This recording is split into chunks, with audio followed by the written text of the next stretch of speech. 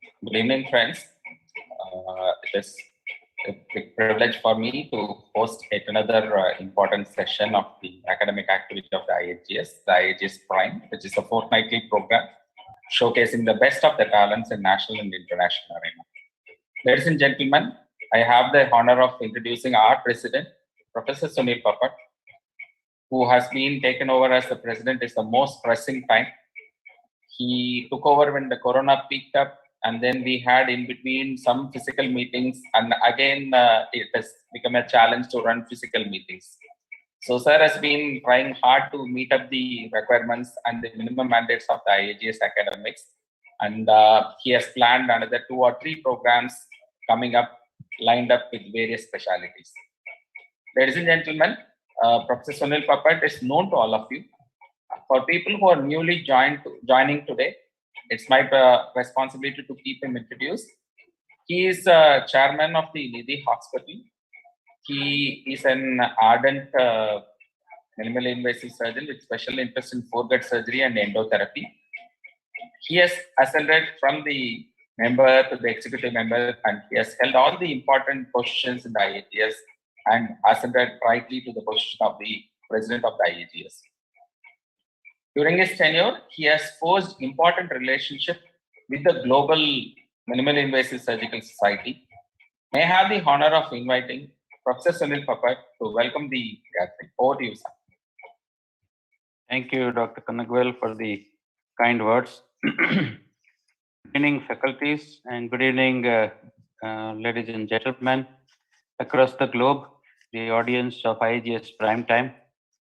I'm privileged and pleased to welcome you all to yet another episode of IAGS Prime Time. In last 2 years, we have now done more than 50 lectures on IAGS Prime Time, and after each episode, the popularity is increasing consistently. Friends, last year, 6 months, we spent on online programs because of the second wave of COVID. And then during last 4 months till December, we could do many on-site programs. Unfortunately, again, we are passing through this third wave of COVID, and hence IAGS has decided to stop doing on-site activities and has gone back to the online program schedule. Today, in today's episode of IAGS Prime Time, we are going to discuss one important topic, laparoscopic colorectal surgeries. We are going to have Dr. Keyur Bhatt from Surat to talk on laparoscopic right hemicolectomy, Dr. Ashwin D'Souza from Tata Memorial Center, Mumbai, to talk on laparoscopic anterior resection. Dr. Raj Pandian from GEM Hospital is going to speak on laparoscopic IPA. And in the end, we'll have Dr. Pradeep Jain from Delhi, who will be doing panel discussion on complications of laparoscopic colorectal surgery. Friends, laparoscopic colorectal surgery has now already completed 20 years and has become an established procedure for the colorectal benign and malignant conditions, not only for right colon, left colon, but also for complete proctostomy and pouch surgery also. And many of our patients are now coming to us with demands for laparoscopic colorectal surgery. So at IAGS, we think this is a very important topic. I would like to thank at the outset Dr. Deep Goyal for coordinating today's event. Friends, IAGS has done many FIAGS programs, EFIAGS programs during the year, and 5 FALS program on site, namely FALS upper GI, FALS bariatric, FALS colorectal, FALS hernia, and first time in the history, FALS robotics during this year. We also had a FALS oncology program going on side by side on the online platform, which will be completing this month, and we'll be having the examination online for that FALS program. We are also coming up with a master class on safe lap chole course, safe laparoscopic cholecystectomy course on Sunday, 6th of February, 11 to 5 p.m., where we will be discussing each and every aspect of safe laparoscopic cholecystectomy. And we'll have another IAGS Primetime program on 9th of February, and the details of which will be informed to you very soon in due course of time. Friends, because of COVID pandemic, we had to postpone IAGS National Congress from February to 9 to 12 June. And that is going to be organized in one of the most beautiful town of Andhra Pradesh, Rajmundry. And we are all very eager to welcome you at Rajmundry. I will now request Dr. Kanagwal to start today's proceedings. Very much.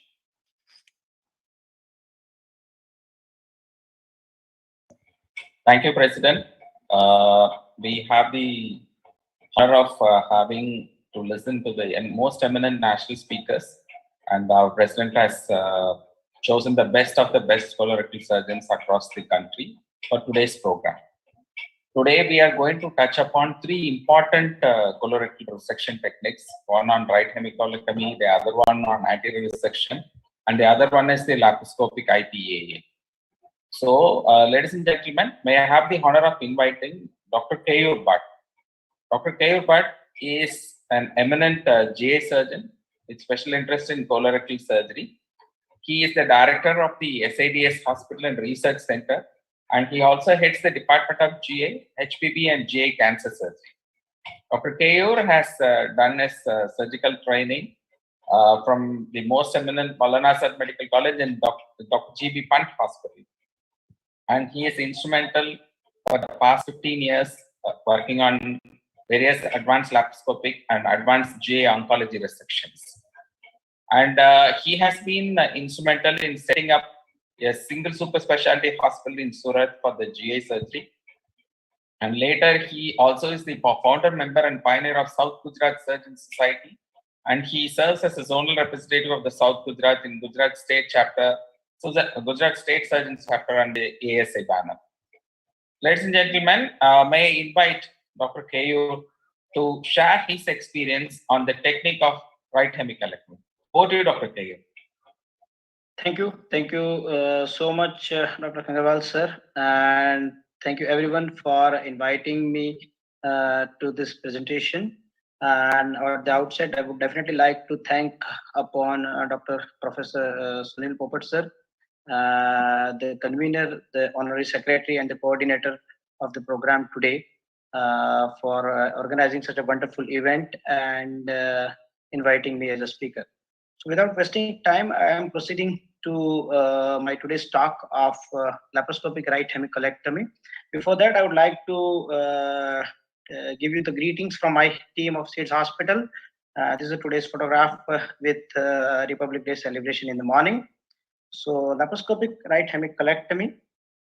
So we all know the basics. I'm not at all going into the basics of anatomy, but still I'll be touching upon the certain important aspects during the surgery which should be taken care, and the important aspect during and after the surgery.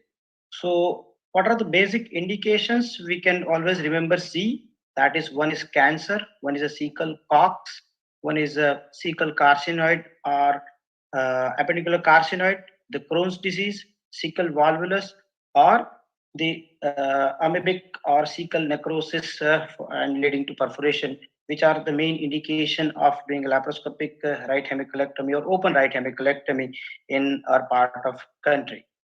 So how do we prepare our patient for laparoscopic right hemicolectomy? So I would say if we are doing the surgery for the emergency setting, then definitely we need to balance the fluid and electrolyte for the patient. If the bowel is obstructed with the IC junction pathology or cecum or ascending colon pathology, then the nasogastric decompression is a very good thing to do in order to facilitate the laparoscopic resection. However, there is no mechanical bowel preparation is needed for any sort of planned right hemicolectomy surgery. Correction of anemia, especially in case of a carcinoma patient of a right colon who tend to have low hemoglobin levels, is desired. And in our setup, we always try and maintain the hemoglobin level of 9 before any planned laparoscopic surgery, especially colorectal. Perioperative systematic antibiotic we usually start on the day prior to the surgery. And obviously, we finish our checklist with the preoperative anesthesia checkup with the cardiopulmonary stuff and serum protein and PTINR level. So coming back straight to the OR room, the position of the patient, in order to do a good laparoscopic surgery, one must always have a very good OT table which facilitates the different position of the patient, because in laparoscopy, position of the table at times act as a good retractor. So it can be achieved with the different positions that will be required during the surgery. But generally, to start with, we start with the head low position, and usually the patient is kept 30 to 45 degree of right up. And the surgeon is typically standing on the left side of the patient. So is the assistant and the camera holder, who will be standing on the left side. At times, if it is needed, we do ask our assistant to stand on the right side with the monitor on the back of the surgeon. So basics first, the resection lines. We all know what is the anatomy of the patient, but this is not what exactly it looks when we open the abdomen. So we need to reflect the entire colon along with the momentum upwards, and that is always facilitated with the head low position, so that one can see this particular anatomy of the colon. And what our target should be, the ileocolic, right colic, and the middle colic vessel visualization, because our ultimate goal is to complete this particular surgery, and that is possible only by visually completing the entire field of surgery that we are going to do. At our institute, we always follow medial to lateral approach, whether it is a benign or a malignant condition. We don't change our approach. So we always are sticking to the same condition what we do for any indication. We identify the vessel, you score around the mesentery. Depends on benign versus malignant, but we still would like to go higher up and ligate the vessels. We have stick to the same practice. And once the vessels are scored, the vessels are divided between the clips or between the ligatures. So anatomical relations are very important, and these are especially important when we are operating in a thin limb patient rather than we are operating in an obese patient, because in the thin patients we have a very limited portion of fat pad surrounding the vessels, and the structures are really visible through the mesocolon. So we briefly say, and if we briefly take off the colonic mesentery or the fat pad, what we could see is the ileocolic vessels with the ileal branches behind, and immediately behind will be a gonadal vein as well as the right ureter. So these are the important structures that should be thought of once we start dissecting at the ileocolic vessel. A little above on higher side, we need to keep in mind the head of a pancreas, because that will be the area of origin of colic vessel. See over here also exactly over the duodenum from the head of the pancreas. And at the same time, there will be an origin of right gastroepiploic vessels as well. So these all need to take care in mind when we are scoring the peritoneum, especially in thin patients. And this is how it looks if we denude the fat and the peritoneum from the right colonic area. What we could be, what we'll be able to see will be the ileocolic vessel, the right colic vessel, and the middle colic artery arching over the neck of the pancreas from the below. So I have deliberately chosen a little tough case over here with the large mass with the fat volume of high, and already patient was cirrhotic, and there was significant adhesions. So one can see our technique, that how once we splay all the bowel and how we identify the vessel, you hold the left hand with the near the mass and you lift it. Whatever is lifted is the ileocolic vessel, and one can see the surrounding lymph nodes. These are the few natural adhesions many a times we find during the right hemicolectomy. We don't try and never try, in fact, to take off these adhesions because they act naturally as a retraction. Once we identify that where the vessel is situated, especially in the obese patient, that how do we score at the vessel. For the beginner, it is always better to start scoring a little away from the duodenal area, and then slowly, with the help of left hand retracting the ileocolic vessel, one can always dissect and divide bit by bit and identify the ileocolic artery and vein at its origin. Here I would like to point a small little thing that what we typically use in open surgery technique, that mixture is used to identify this kind of a fatty situation or thick vessels. So we use harmonic blades also as a mixture to facilitate dissection between the thin areas, and this will allow us to separately ligate or clip the vessels individually, which will eventually prevent any sort of complications following this surgery. So vessels, once they are clipped at the root of the origin over the duodenum, they can be divided either with the help of harmonic scalpel, or they can be divided with the help of scissors as well. Once the first step is done to identify and lifting the ileocolic vessel, the second step is to take the right colic vessels at the root. So how do we take this particular vessel, especially in this kind of how do we identify it? So again, a very simple technique: the lift the mesocolon, identify the pancreatic head, identify the duodenum, and then ask the assistant over here to give a traction on the middle colic area on the transverse colon. One can see that once we score over the parietal peritoneum of the mesentery, one can see a popping up of right colonic vessels.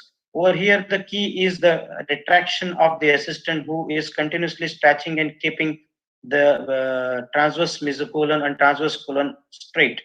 If we go ahead in the same line, we will always find a right branch of middle colic vessel over there, and that can also be taken care in the same sitting with the same stretch with the assistant is given. Here also we are using harmonic as a mixture to facilitate the passage of clip over the other side of the vessel. Once that is done, the clip is applied and the vessel is divided. Still, the assistant is holding the middle colic, that is giving a good traction, good field, and we don't need generally fifth port. We always do right hemicolectomy with the 4-port. And here now we are dissecting the right colic vessels again at its origin, and we are denuding the vessel from its surrounding fat and all the lymph nodal mass. One can see that it is reflected and it is taken towards the uh, specimen side, and the patient side is completely denuded. Once the vessel is completely denuded, it can be clipped and then it can be divided. All the surrounding area of the vessel should be secured, otherwise it can have bleeding from the surrounding lymph nodes and small venules. Once the vessels are dealt, the third step of doing right hemicolectomy surgery is to give a score at the gastrocolic omentum or the open lesser sac. That is done again at the same level where we have done the marking, or where put an incision over the right branch of a middle colic vessel. Key step over here is to extend the mesenteric division, gastrocolic omental division on the left side in order to facilitate an easy anastomosis. Once again, over here, the assistant is giving continuous traction over the gastroepiploic vessels and the stomach, the greater curvature, that will facilitate the easy mobilization of the mesocolon inferiorly. And this is the area where one will encounter a gastrocolic trunk. At times, it is a larger vessel that needs to be clipped. Otherwise, it can be taken care with any form of energy source device. And once that area is completely cleared, the pancreatic head is visible and first part of a duodenum is clearly seen over here. We finish, this was the patient where the mass was lying a bit low. Otherwise, at times we see that the colon is sometimes stuck badly to gallbladder and inferior surface of liver. This is the area where one should always take care not to avoid or to avoid any injury to gallbladder or liver. The last part of mobilization of right hemicolectomy surgery in our step is to mobilize the ileum. So that is always done with the extreme head low position so that everything is lifted superiorly. A mesentery is poured at the peritoneum or some adhesions if at all they are there at the level of ileocolic vessels region, and we should allow CO2 to do the dissection over here.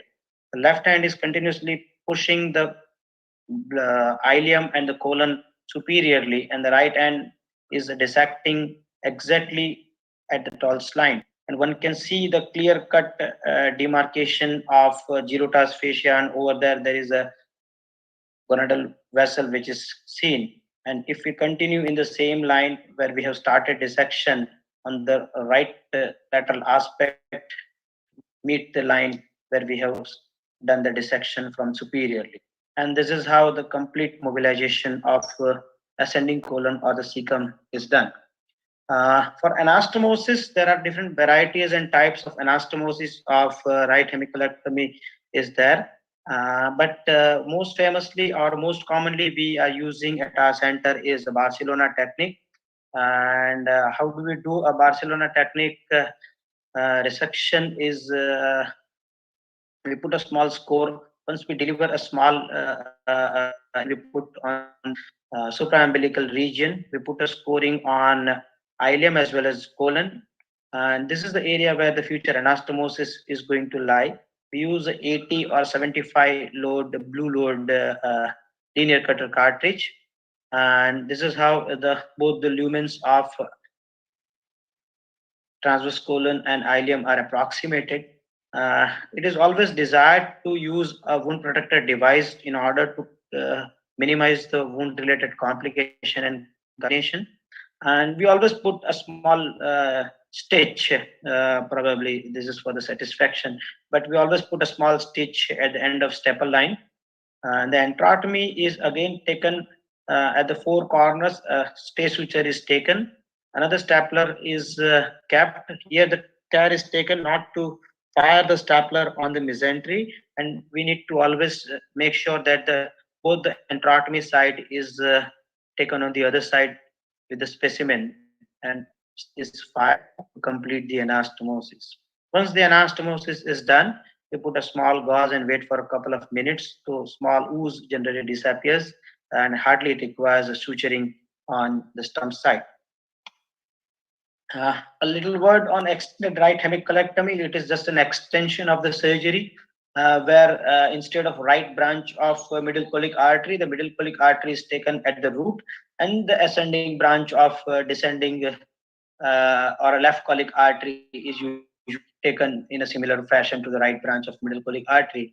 And the anastomosis is completed in a similar way from ileum to the descending colon. So coming to the complications of surgery, what most annoying complication during the surgery that we have seen at many other places as well is bleeding from the right colic vein.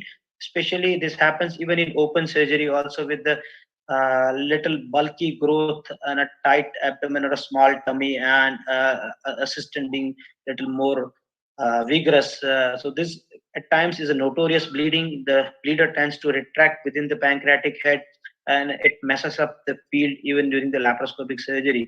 So one should always take gentle care of right colic vein because it is very short as compared to middle colic and the ileocolic vessel, and especially if the mass is there near the ascending colon. So this should be taken care with a little ease in order to avoid the injury. If at all there is an injury, obviously we need to over with the help of pulling suture. At times there could be injury to duodenum, to the pancreatic vessels, and as well as ureter, especially in the thin limb patients. I've seen one case during the surgery. I had to rush that accidentally the surgeon clipped the iliac artery instead of ileocolic artery. So that could also happen sometimes, especially in a very thin limb patients. And lastly, anastomotic leak is the last complication that any would like to have, but it can happen. But if it happens, that our target or our experience says that it is always better to take down the anastomosis and do a double barrel stoma rather than redoing the anastomosis and doing a proximal loop ileostomy. We have seen in many patients referred to us from different centers, but they are carrying more morbidity, the proximal diverting stoma. So we always prefer and make a double barrel stoma. Post-operative care is pretty simple for this particular kind of a surgery. We always use an intraoperative or a pre-operative, I would say, TAP and RS block. More than 60 to 80 cc of diluted sensocaine is generally given in the TAP plane. So that helps in perioperative management of pain. Almost 24 hours, all the patients are pain-free following the surgery. We have stopped using any epidural anesthesia for lap or even lap-assisted surgeries after usage of TAP block. Patient is usually ambulant on next day and is usually started on liquids depend on his peristalsis status. NG tube and Foley's are generally removed on next to next day. And we never use any nutrition, IV nutrition support for right hemicolectomy, especially planned or malignancy patients. And average day of discharge is either day 4 for a planned or maybe day 5 or 6 for the emergency kind of a patients. Follow-up is all depends on the etiology. For benign, obviously, you don't need a significant follow-up. For all malignant, we all know we need to follow the protocol of every 3-month ultrasound and 6-monthly ultrasound with a CT scan every yearly. Just before I finish my talk, just current status of literature I had I had gone through recently, that recovery after intracorporeal anastomosis in laparoscopic right hemicolectomy, a systemic review and meta-analysis, they said that there is no extra benefit of doing intracorporeal versus extracorporeal anastomosis. This study they have studied more than 950 patients. Another study of lap versus open anastomosis for right hemi, there is no extra added advantage. At times in this study, they tried to say that it is saving a cost little bit in terms of hospital stay, but the cost of stapler, obviously, in a country like India, which is definitely making sense to us. Hospital stay is a little less, 1 day or 1.5 days is less, where the intracorporeal anastomosis is done in compared to the Barcelona or lab-assisted technique. But again, that is a matter of a little debate in a country, especially like India. Another meta-analysis that was comparing hand-assisted laparoscopic right hemicolectomy versus open right hemicolectomy for the right-sided colonic cancer, and they again showed this was published in 2020 May only, that both the arms, the results are in all aspects are comparable. So lap versus hand-assisted, both are very good. Lap right hemi with CME, a standard of care, it is a pretty good thing, and it is a very good technique to do a laparoscopic right hemicolectomy, where one is always lifting the ileocolic pedicle, going behind the colonic mesentery, separating the duodenum and pancreas, leaving the gyrotas fascia behind and reaching up to the hepatic flexure. That's a good technique. They are showing very good result with this particular technique of right hemicolectomy, looking the duodenum from behind and creating the window. It is a good technique for oncological outcome as well. And last but not the least is the neoadjuvant stuff which is happening nowadays in colorectal, and people are trying neoadjuvant chemotherapy not only in rectum but also in the other colonic cancers. And the preliminary data from 2020, they said that the results are quite good. And recently, another big study of neoadjuvant chemotherapy in patients with unresectable or locally advanced centers, study from China, and they said that neoadjuvant has made many inoperable patients operable, as well as the multivisceral surgery has reduced the number of viscera to be resected for non-rectal colonic cancer. So this is coming up, looks like probably in a big, better and bigger way. That neoadjuvant treatment for colonic cancer other than rectum is also probably making its way. So at our hospital, our data, we had more than 1,100 colectomies, and almost 55% are right hemicolectomies. 70% are malignant, 30% is benign, and so far we had luckily only 3 leaks, that is 0.47% from 460 right hemicolectomies. Our average length of stay is around 5.6 days, including emergency surgeries for right hemi. And our lymph node yield in right hemi for the specially malignancy is around 13.5, and of which around 90%, 89% cases we do lap. 11% are open, and they are straight away open from the time of incision. We have hardly converted any laparoscopic surgery to open surgery till date. So those, my book on complication in GI and RPB surgery, it's available on Amazon, and you can visit my YouTube channel with laparoscopic surgery for all laparoscopic GI surgical videos. Lastly, I would like to invite everyone to this summer. We'll be moving to our another 200-bedded multi-speciality hospital, and I'll just share the invitation card once it is done. Thank you. Thank you so much. Thank you, Dr. Kayur, for a brilliant exposition. President, do you have comments, please? Yeah. Kayur, excellent talk. I enjoyed it thoroughly. You covered nicely the anatomical part, the graphical details, the surgical technique, and the complications aspect also. One important observation I made was using the TAP and RS block, and not many centers are using that routinely, but I think it's a very good thing to do, and a lot of analgesics you can avoid in postoperative period. Correct.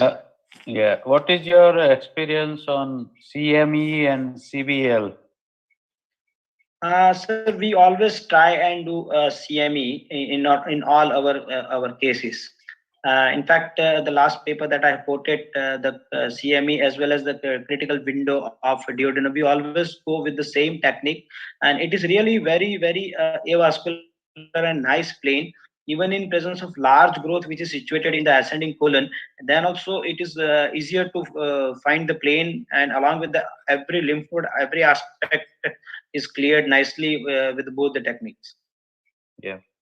And you said Lupok Henle, do you always tackle it from above, or you tackle it from below also?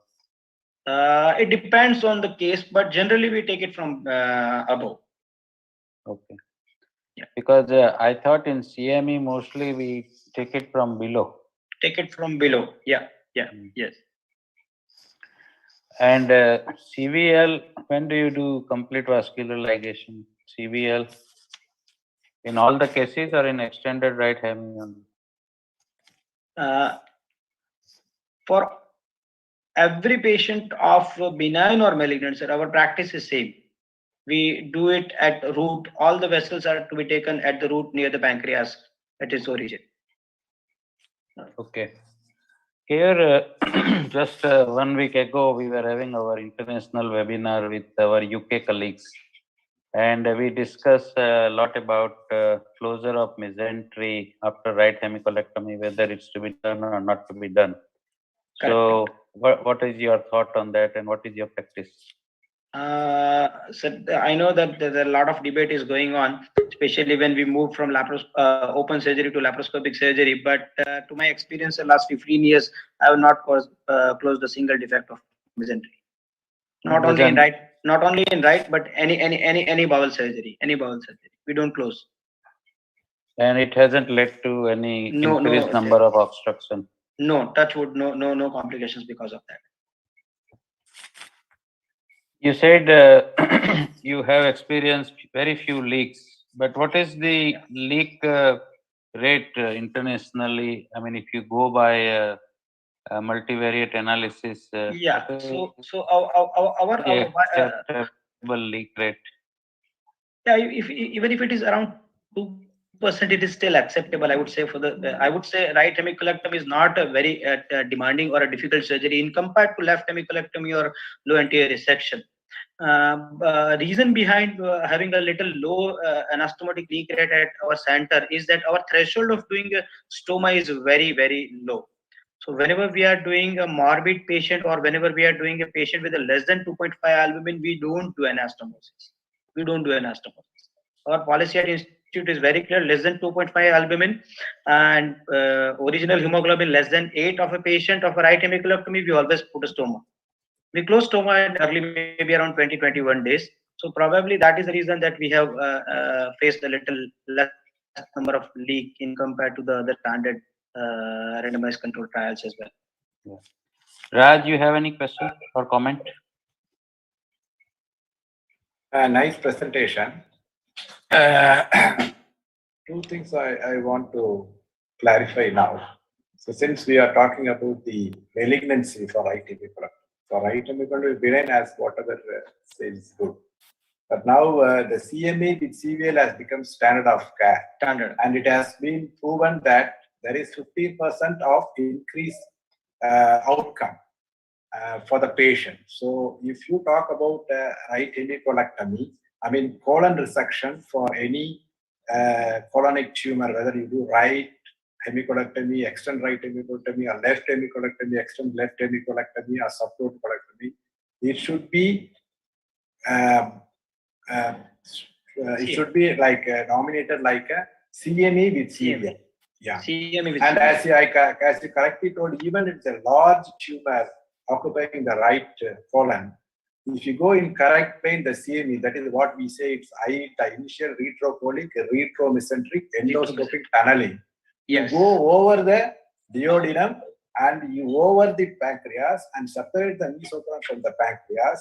Of course, you are taking the whole superior mesenteric vein and it is relaxed so that you come back, and if you do that, the traction will not be there. So because the traction is released, the injury to the small vein is less. So once you don't do that, if you go in middle that, there is high chance of bleeding. What you told is exactly correct. So that is the one that they have found that releasing the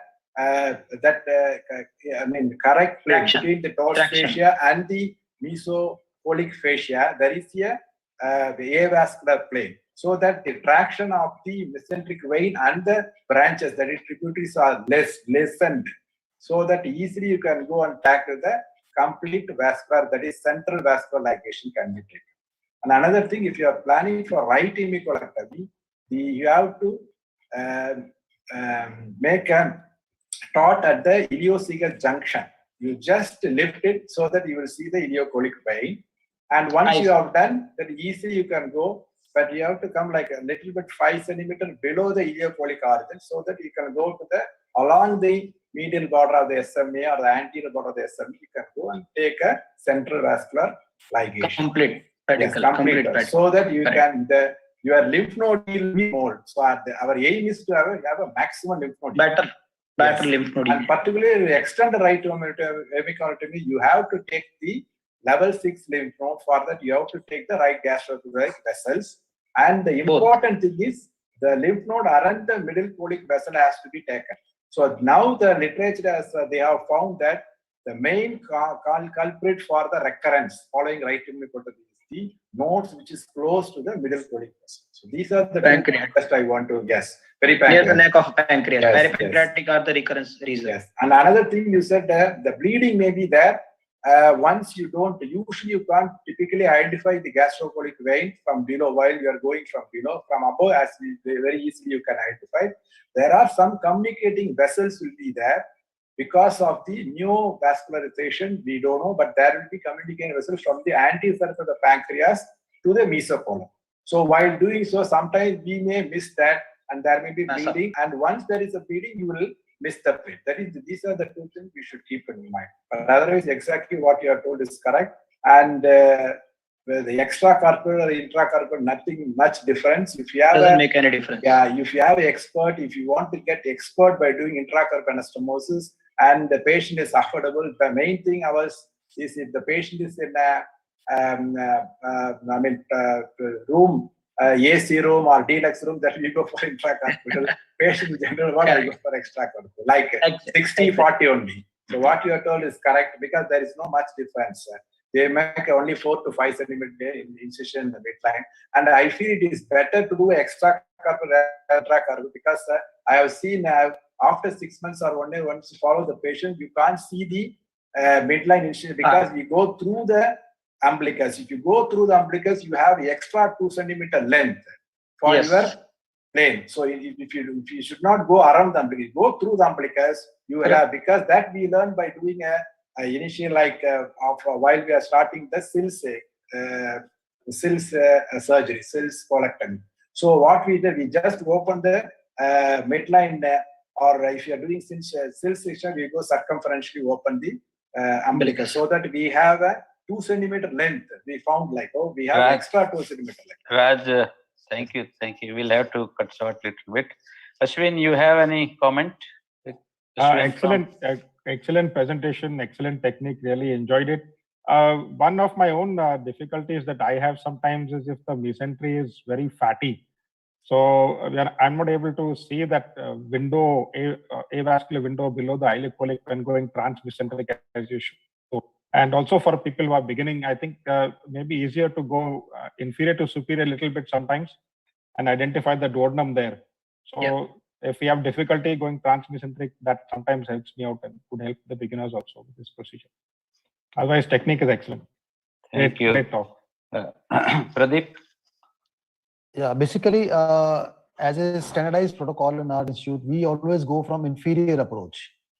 Because if you do the inferior approach, you just safeguard the entire retroperitoneal structure and the head of the pancreas and duodenum. And it is always easy to take a central ligation after once you have made a full tunnel from below. So we never go from the transmesenteric approach. We always go from the inferior approach. And it always helps us, and it's much faster, I believe. In the initial period, it is a bit difficult and cumbersome, but once you have done enough number of cases, then the inferior approach always appeals much more and much safer, I believe. Okay. Keyur, what were your port positions? You said you used 4 ports. So what were the port positions? I'm using a little odd ports than standard recommendation. So umbilical is a standard port that we put, as Dr. Raj has rightly said, vertical through umbilicus we put so that that can be extended for anastomosis. My left hand working port is usually depends on the location of the cecum or the location of the tumor, but generally it is on the left iliac fossa. And the right port that I put on the right hypochondriac near the 9th intercostal, and that is always a 10 mm port where I will be using key clip applicators for applying all the vessels clip. Now the assistant ports varies. It is sometimes for a thin lean patient, it goes into the left iliac fossa also. And for an obese lady or obese patient, we put it on the right anterior axillary line so that in future that will be utilized as putting a tray. And that also gives the traction. Okay. Thank you. Dr. Kanagwal, over to you. Sir, I think we will have to go to the next thing. Sorry for cutting short very important discussion, but then we have something very important. Dr. Pradeep Jain sir also compiled up, and we'll have all the speakers as panelists. So we have more questions coming through the platform. Also, we'll have it together. Ladies and gentlemen, I will request Dr. Keyur also to stay with us. In the meantime, we move on to the next topic, the LAP IPEA, the most challenging one of the colorectal surgeries. May I have the honor of inviting Dr. Rajapandian. Dr. Rajapandian has been, from the inception, has been under the leadership of Professor Palanivelu sir, the most eminent laparoscopic surgeon in this part of the country and across the globe. And from the beginning, Dr. Rajapandian has been instrumental in creating, being the founding lead of the colorectal division. And they have been doing very important academic work. They also contribute for the DNB in GA surgery and multiple fellowship programs. And as of date, Dr. Rajapandian, to his personal credit, he has 44 original publications to his personal name. And of course, GEM has more than 400 publications together. So, ladies and gentlemen, may I have the honor of inviting Dr. Rajapandian to highlight the importance of the technique of IPEA. Over to you, Dr. Raj.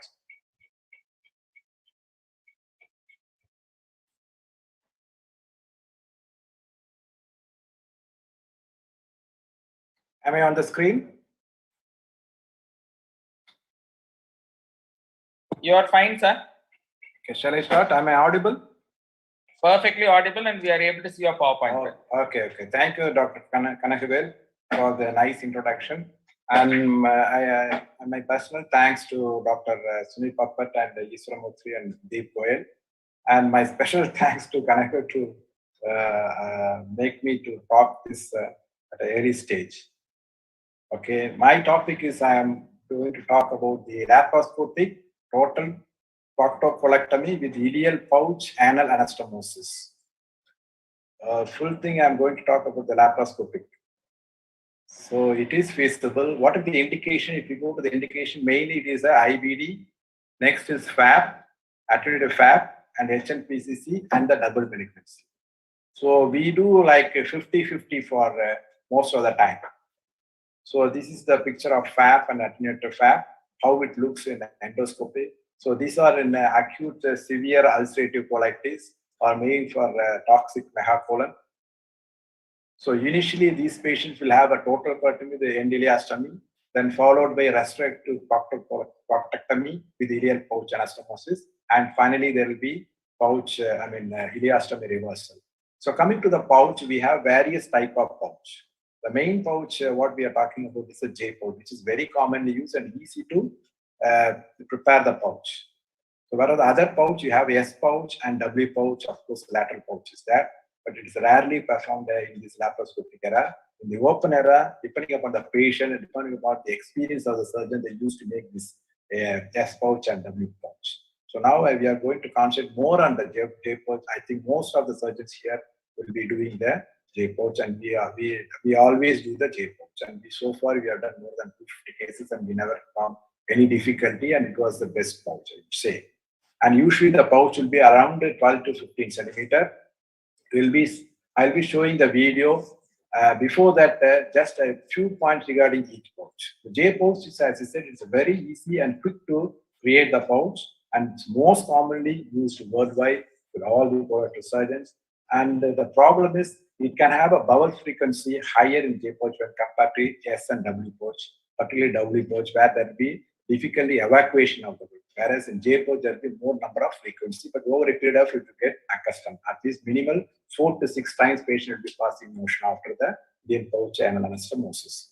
And by using antidial agent, it can be controlled. S pouch, you have a long efferent tube of 2 centimeter extra. So in case if there is a tension for the pouch to reach the anal canal, so you can go for S pouch. But W pouch, as I said, is very capacious. It has a good function. Only problem is more than 50% of the patient may have to have a self-evacuation of the stool. That is the one problem. But the another problem is it will take a long time when compared to J pouch, because the hand suvan, you have to do S pouch and W pouch hand suvan technique. So it's very rarely used nowadays. So now coming to the laparoscopic TPC and various method of J pouch formation. What are the standard method? Usually we do everything laparoscopically. The pouch will be formed extracorporeally because we will be taking the specimen, and through that, whether ileostomy site or through this property, a small incision, we'll take out the ileum and make a J pouch formation, which is the standard of hand, even though you do laparoscopically.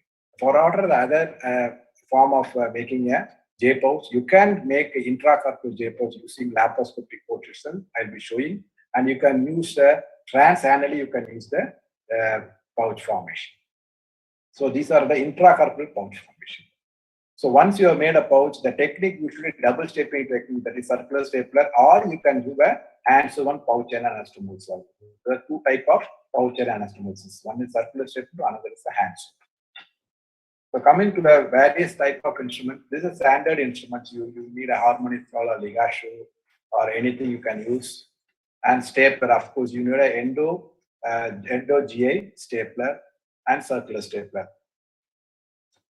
I'll be showing the theater setup. Mostly the theater setup like this, semi-lithotomy portion. Particularly for a TPC, you need a 2 monitor. One will be on the right side of the patient, one will be on the left side of the patient.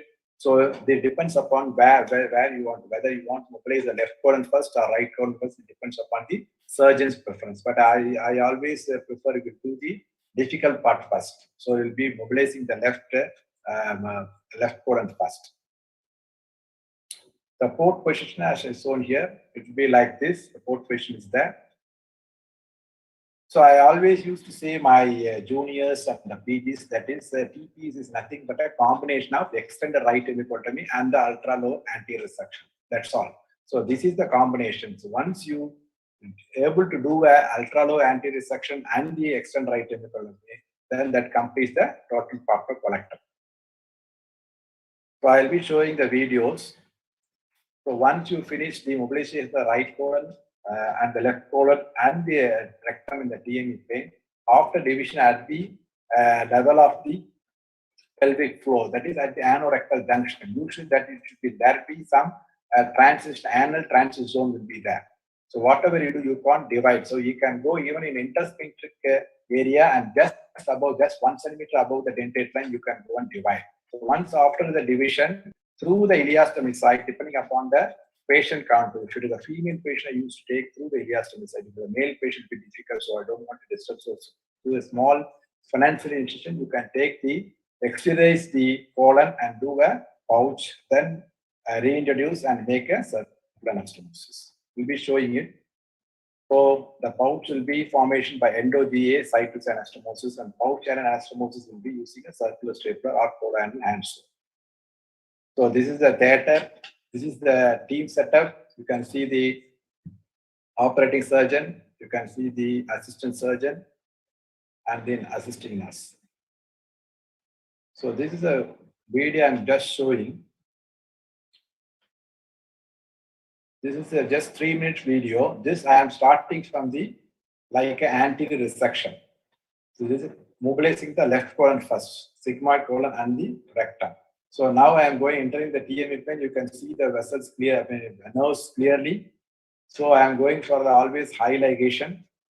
This is the case of male patient, FAP. So IMA is delineated, high ligation of the IMA after clipping and dividing. So once you divide the IMA, medial to lateral resection, preserving the retroperitoneal structure, that is glomerular vessel and the ureter, and of course the nerve.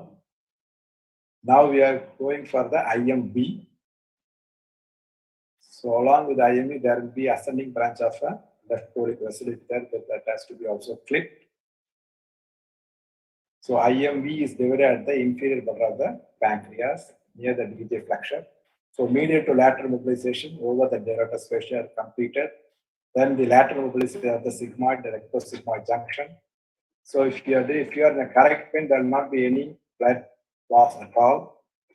Now we are going to the lateral and anterior mobilization of the rectum.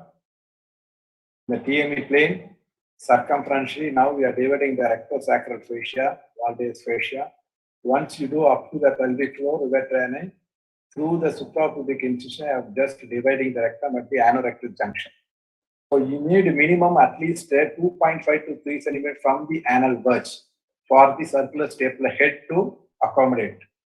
So now the spinning flexure is mobilized. You can see the inferior border of the pancreas, spleen. So now I have done the ultra-low anterior section. Now I go to the right colon mobilization. Right colon is typical of what we are doing with the IETA initial retrocolic retroanesthetic endoscopic tunneling technique. So once you do that, keep a gauze piece over the duodenum. So to prevent injury to the duodenum while you are tackling the vessel. So now I am tackling the ileocolic artery and vessel. You can see the duodenum. So ileocolic artery and vein separated, separately divided.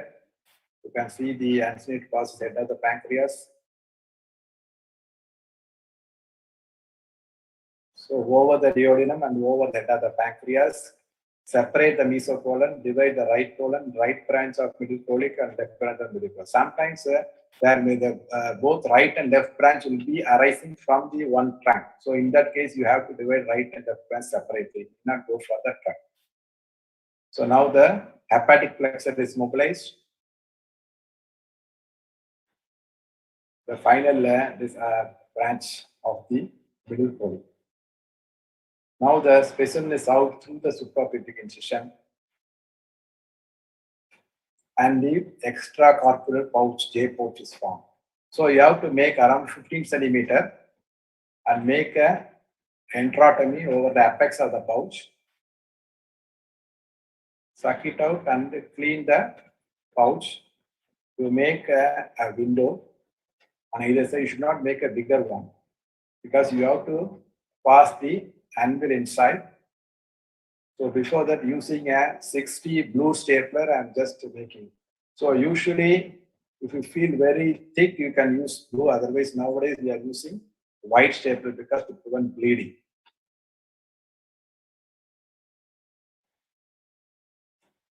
You can use white or blue. If you are using blue, you have to make sure there is no any bleeding inside after firing. So the anvil is passed at the apex, and we have to fix it with the suture. So if it is bigger, you make an interrupter suture, then close to it, make a circular stitch. So anvil is passed inside, the pouch has gone. Now we are making the pouch and anastomosis. And make sure there should not be any twist in the pouch. Because there is a twist and the tension is there, then there will be a problem of the ischemia can happen to the pouch. Usually very unlikely. Keep a DT and diversion. Always we do a diversion diastomy for all the pouch cases.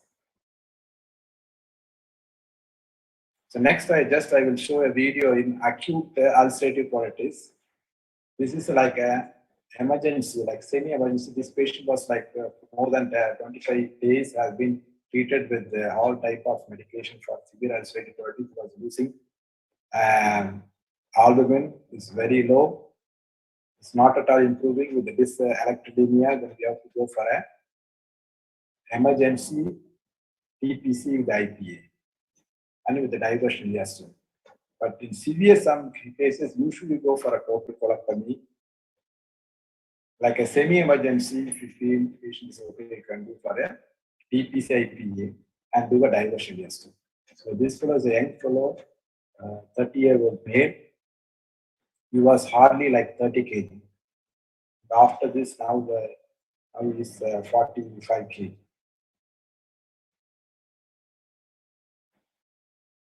So now the left colon has been mobilized. We have come to the right colon.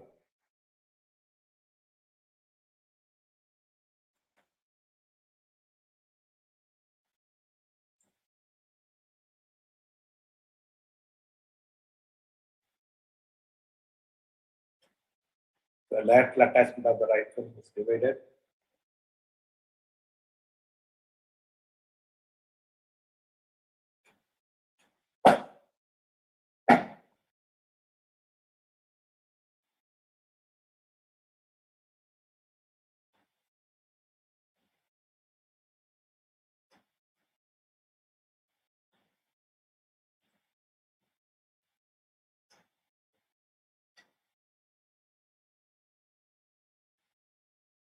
The hepatic flexor is getting mobilized.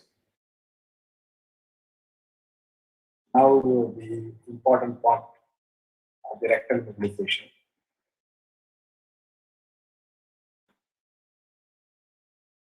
So circumferentially should be mobilized up to the levator ani.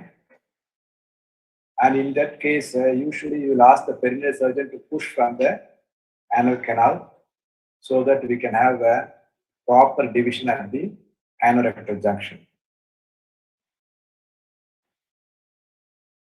You can see from the perineal surgeon has to do a rectal examination and make sure where exactly the rectal division is happening. So exactly anorectal junction has been done. So through the ileostomy site itself, we have removed. You can see how severely affected colon has come. Probably going for a multiple ulcers was there. So in this case, we have to wash. So we are just checking the pouch length. You can intraotomy, probable site for the apex of the pouch. Using white stapler, very thin. 60 white endo-GA stapler. Usually 3-5 is enough. Sometimes 4 will be there. So before we have to just wash the pouch. So annual has been fixed, got inside through the circular tape and anastomosis, the pouch and anastomosis.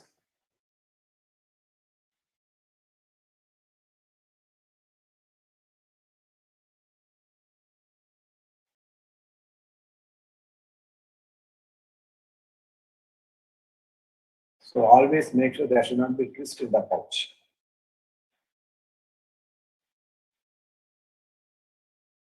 So now this is the area where we are going to keep the diversion must happen. This is another patient of severe ulcer with a toxic marathon, which we did a total colectomy. This is a specimen of total colectomy. And this is the patient there. The same patient after 6 months, I'm doing the restorative proctectomy with the pouch and anastomosis. The previous toxic marathon for which did the total colectomy with the diversion ileostomy, endoileostomy. After 6 months, the same patient I'm doing the restorative proctectomy with the ileal pouch and anastomosis. You can see how it looks. Since we have done previously laparoscopically, there is no obvious adhesion at all. If you have done same open method, you will see severe adhesion to even identify that the pelvic would have been frozen. The same TAV plane I am doing. But unfortunately, the same patient was having a remaining rectum also, there was severe ulcerative colitis. So I am dividing the superior rectal artery in the vein, then entering the TME plane.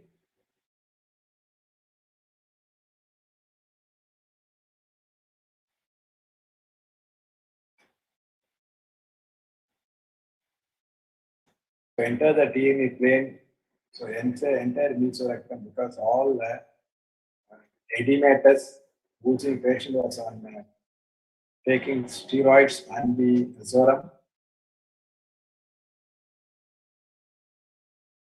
It's a male patient. So when we did proximal, he was from 80 kg, went for 40 kg. Then he regained the 40 kg and he was 80 kg when I was doing this restorative proctectomy, I mean the proctectomy. So it was a bit difficult for him. So entering the TME plane, posteriorly, laterally, and anteriorly, circumferential dissection should be there. So if you are in correct plane, there it will be like avascular, even though in an inflamed rectum.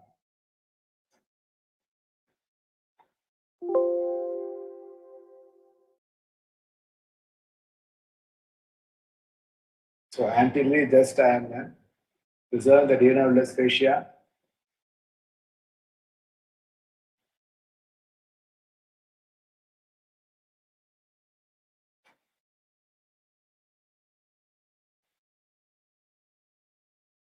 So we asked the perineal surgeon to do a PR and with the rectal clamp, we clamp and see where the possible area of anorectal junction division using circular GA stapler.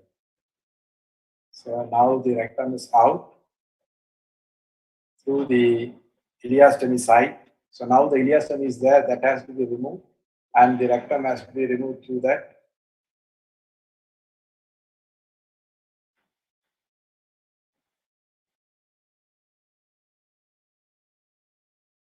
So he has developed a small parastomal hernia.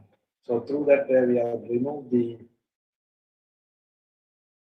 ileum and we are making the pouch outside.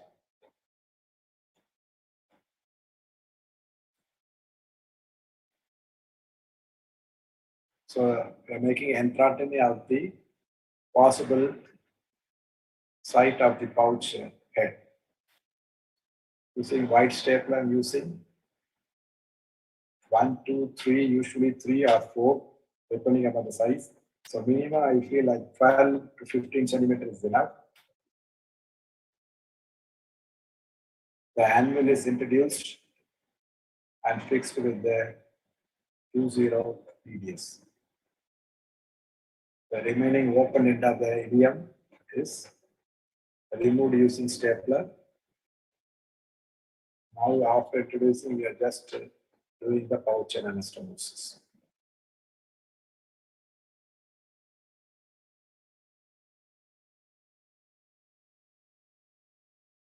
In very low places, it will be very difficult. You can't even show the anastomosis. So just that showing the donut is good. After keeping a DT, again you have to do a diversion diastomy. Diversion diastomy of the same site. So this is a 1 minute video just how to make removing the colon, that intracorporeal J-port formation.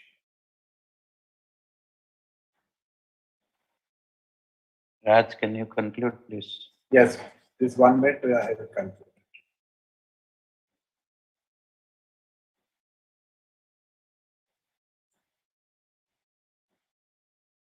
So the pouch we are forming intracorporeally. Intracorporeal J-port formation. Transanally, and the pouch is brought down transanally, and hands-on anastomosis is done for this patient. So there was no any incision at all, except the diversion diastomy.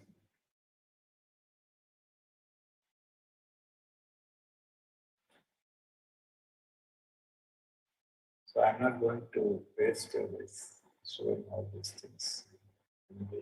So I would like to conclude, like lab TPC-IP is feasible and safe, and becoming a standard of care for FAP and other severe ulcerative colitis. Laparoscopic J-port formation is feasible and should be practiced in high volume center where expected is. Thank you. Thank you very much, Raj. Excellent presentation and videos. Any questions, Pradeep? Sir, Pradeep is just setting up his PowerPoint. Okay. So we can ask have a Ashwin discussion and at the Kayur. Yes, sir. So we can go on with the third lecture and later Yes, on we sir. can have discussion. Because time is running. Yeah. Sir, please share your screen. Yes.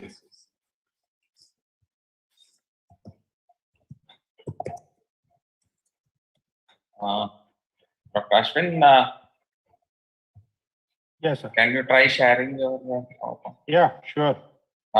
Ladies and gentlemen, now I have the honor of introducing Dr. Ashwin. Dr. Ashwin has been part of the colorectal division of the Tata Memorial, and he has to his credit many important, I would say, the colorectal. He belongs to the mainstream multidisciplinary colorectal team, and they have something called like a disease management group, like something like our multidisciplinary team. And it is a group of surgical oncology, JA oncology, radiation oncology, medical oncology, and the entire pathology team along with the radiologist team. And to his credit, has more than publications. And in fact, he also concentrates on various complications, and he is part of the study group.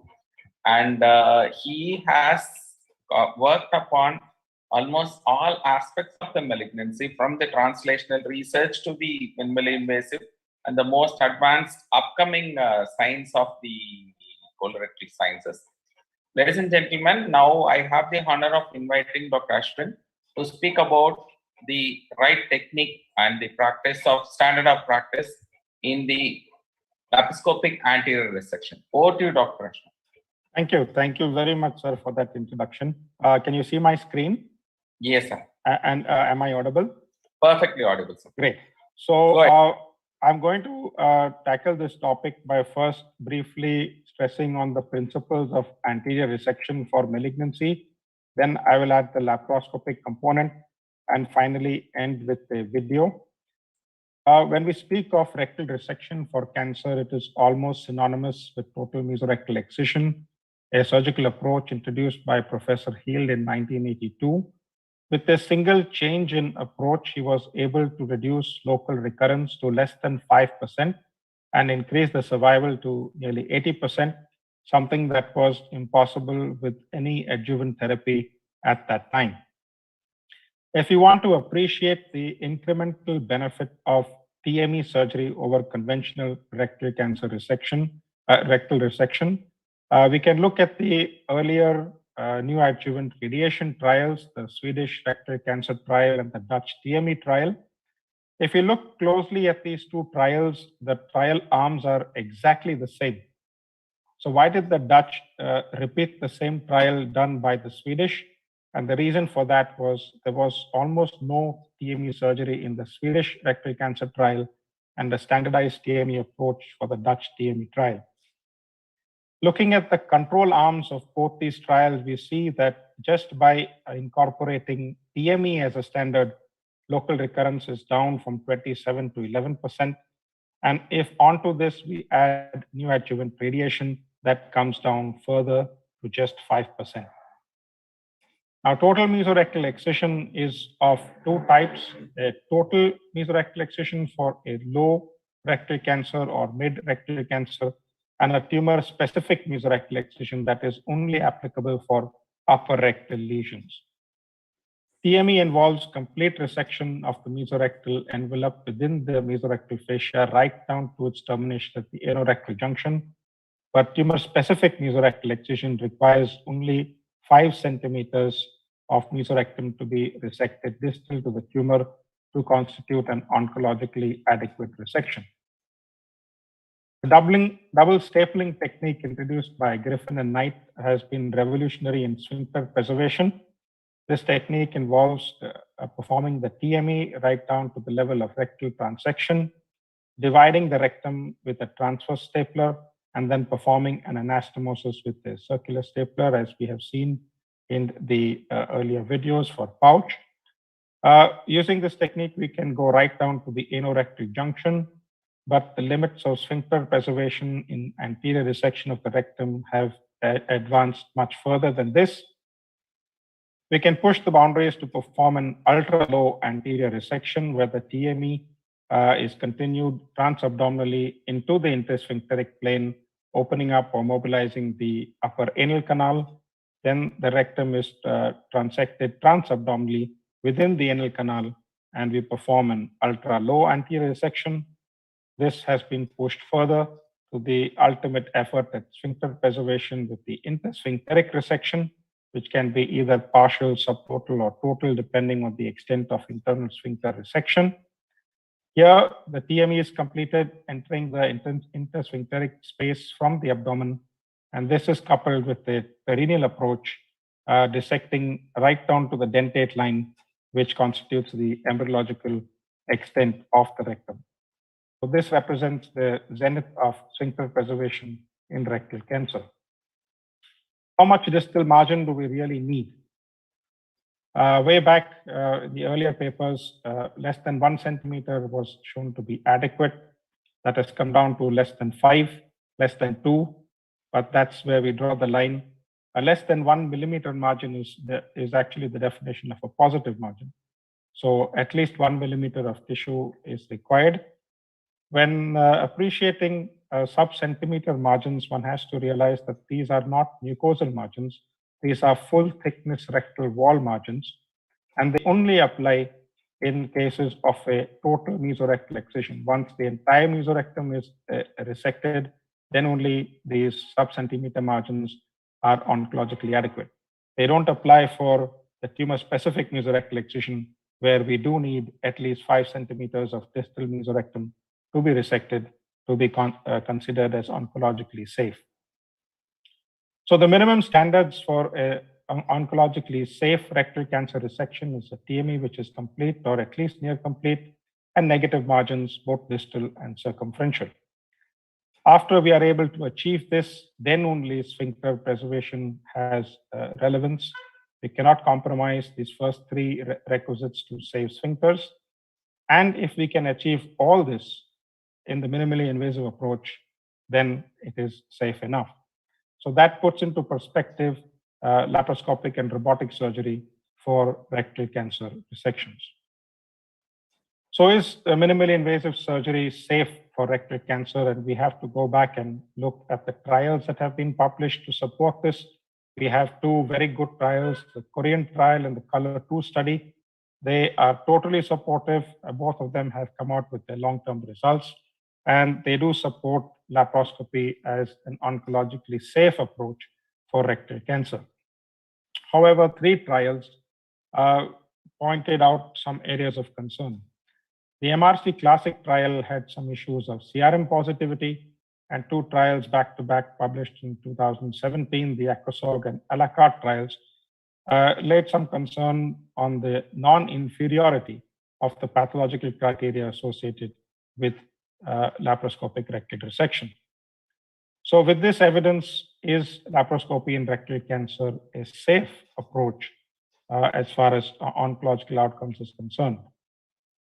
If you look at the 3 trials that raise concern, the first, the MRC Classic trial, the results at 3 years, the same trial, the same patients, and the CRM, slightly higher increased CRM positivity in the rectal cancer group did not actually result in an increased local recurrence. And if you look at the results at 5 years, again, the same trial, the same patients, but the conclusion is totally different. And it confirms the oncological safety for laparoscopic surgery, both for colon and rectal cancer. The ACROSOG and the a la carte trials also have published 2-year survival, disease-free, and local recurrence data for their groups of patients. And they also, like the MRC trial, did not see any increase in DFS or local recurrence associated with laparoscopy. Of course, both these trials have not been powered to assess this as an endpoint, but it does give us some idea, as all these 3 trials that raise concern for laparoscopy in rectal cancer did not result in inferior long-term oncological outcomes. So is laparoscopy really safe? Is open surgery in rectal cancer also safe? So the safety of surgery is defined more by the surgeon and whether or not these essential components of oncological adequacy are able to be achieved. If a particular surgeon or group is able to achieve results with laparoscopic surgery, of course it is safe, and there are trials to support it. So yes, it is safe, but it should be performed by experienced surgeons, high volume centers, and whether we do laparoscopy or open, we all need a continuous audit of our results. What about robotics in rectal cancer? Another minimally invasive approach.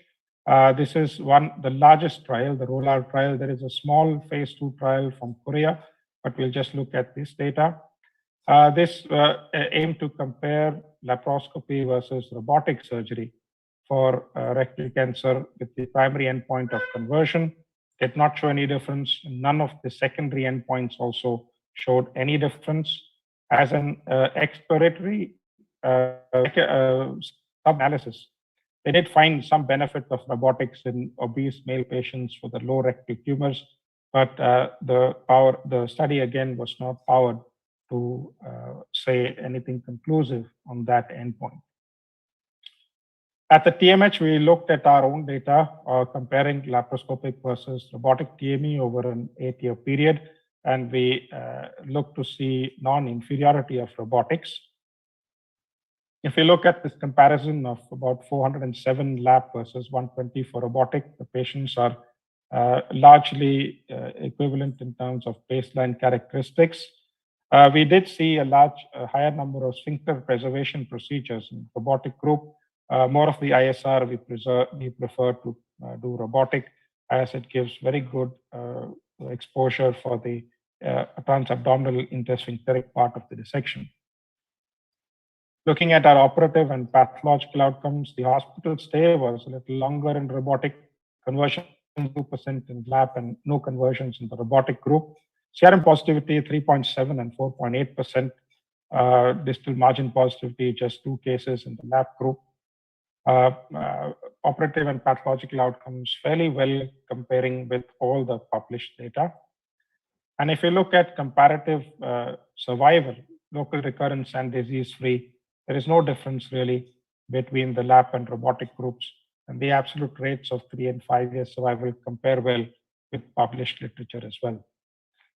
On a multivariate analysis to look at factors that do influence disease-free survival, you see that just the node positivity, signet ring histology, and the type of surgery, sphincter preservation versus APR, had any bearing on disease-free survival. The approach, lap or robotic, did not have any influence on recurrence or disease-free survival. I'll go to the video to share our technique. We have seen excellent videos on total proctocolectomy. So I chose a video to stress on nerve preservation techniques for lap DME, because this is one area that is often overlooked. So this video has sound over, so I'll just let it play and then we can discuss later. This video presents the technique for laparoscopic. I'll just include the sound, just a minute. Yeah, I think that should be it. Sound is coming. Yeah. Total mesorectal excision in an abdominoperineal resection with emphasis on autonomic nerve preservation. Our patient is a 30-year-old male, status post-chemoradiation for non-metastatic adenocarcinoma, 1.5 centimeters from the anal verge with right levator involvement. The surgeon uses the right two ports, one as the working port and the other for counter traction, while the assistant provides two-point traction through the left two ports, beginning by elevating the superior rectal artery with the left hand at the sacral promontory and the right hand elevating the IMA closer to its origin. The right leaf of the rectal mesentery is then tented to determine its exact point of attachment to the undersurface of the artery. The peritoneum is then incised at this point and the incision continued both proximally and distally. Right at the outset, it is important to recognize the position of the superior rectal artery, the location of the right hypogastric nerve, the plane of dissection posterior to the artery, and the presacral plane which is to be avoided. Dissecting just posterior to the superior rectal artery, the right hypogastric nerve is dropped down.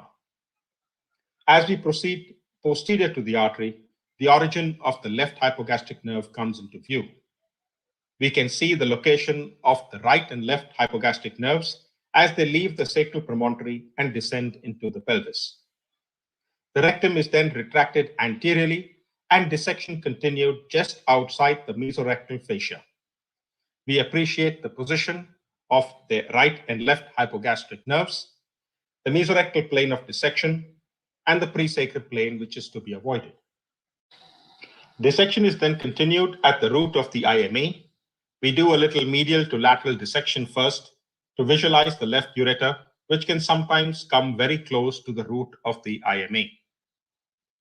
All the fibrofatty tissue is dissected off the root of the IMA, beginning on the right side, proceeding onto the anterior surface, completely skeletonizing the artery till the first sigmoid branch. This completes the nodal dissection. The left colic artery is then elevated.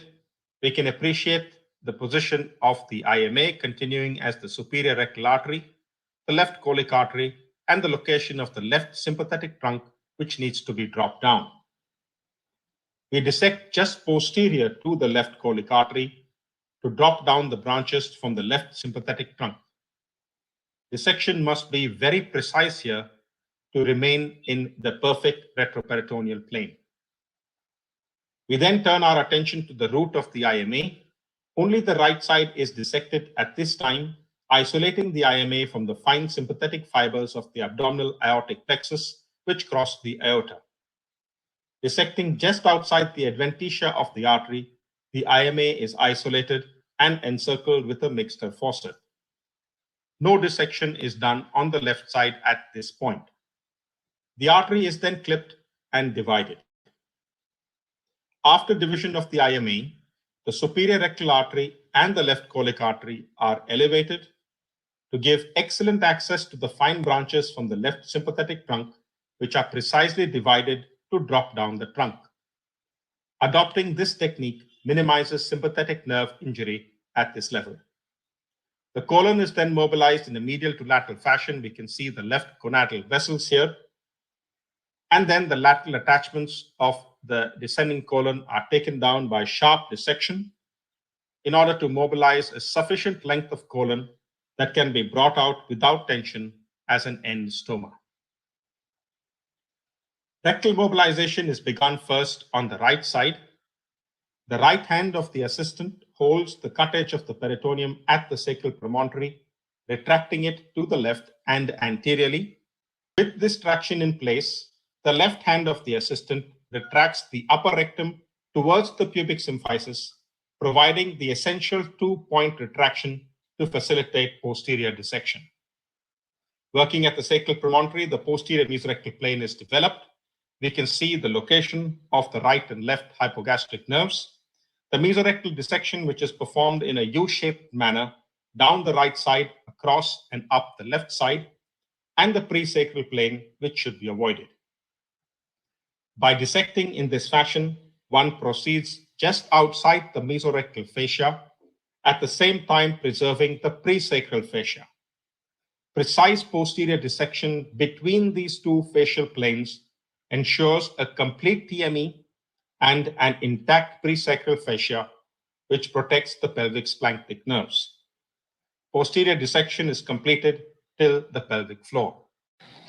As we go up the right lateral side, we can appreciate the pelvic splanchnic nerves as they course around the rectum and tent the presacral fascia. The assistant's right hand then retracts the upper rectum to the left and posteriorly, while the left hand, working through the left lower port, retracts the bladder peritoneum anteriorly. We then proceed with the anterior dissection by incising the peritoneum on the bladder. Lateral dissection is done only after both the anterior and posterior planes are defined. As the anterior dissection proceeds, the right seminal vesicle comes into view. With the right hand on the upper rectum, the assistant then retracts it to the left, pushing it posteriorly, and at the same time applies countertraction to the bladder diametrically opposite using a fan retractor. With this traction in place, the surgeon's left hand retracts the mid-rectum medially. This maneuver pulls the nerve fibers of the inferior hypogastric plexus medially. If one dissects laterally, they can be injured. The safest way to proceed is to communicate the anterior and posterior planes, which have already been developed, around the lateral aspect of the rectum where the plane is least well defined. In this manner, the inferior hypogastric plexus can be protected. While it is important to protect the nerves, it is imperative that all mesorectal tissue is resected till the endopelvic fascia is visualized, completing the rectal mobilization on the right side. The assistant then retracts the upper rectum to the right while maintaining the anterior retraction on the bladder to begin mobilization on the left. The peritoneal incision is completed and the left anterior plane is developed. Once again, we appreciate how accurately the lateral plane can be defined once both the anterior and posterior planes have been developed. As the lateral dissection proceeds inferiorly to the region of the left inferior hypogastric plexus at the posterolateral aspect of the left seminal vesicle, we can appreciate the position of the left hypogastric nerve, the left nervi erigentis as they end in the inferior hypogastric plexus, and our plane of dissection beginning anteriorly posterior to Denon-Villiers fascia, going medial to the plexus and continuing into the posterior plane that has already been defined. Proceeding in this fashion, posterior to Denon-Villiers fascia, medial to the plexus, and around the rectum, one reaches the left levator, thereby completing the left rectal mobilization.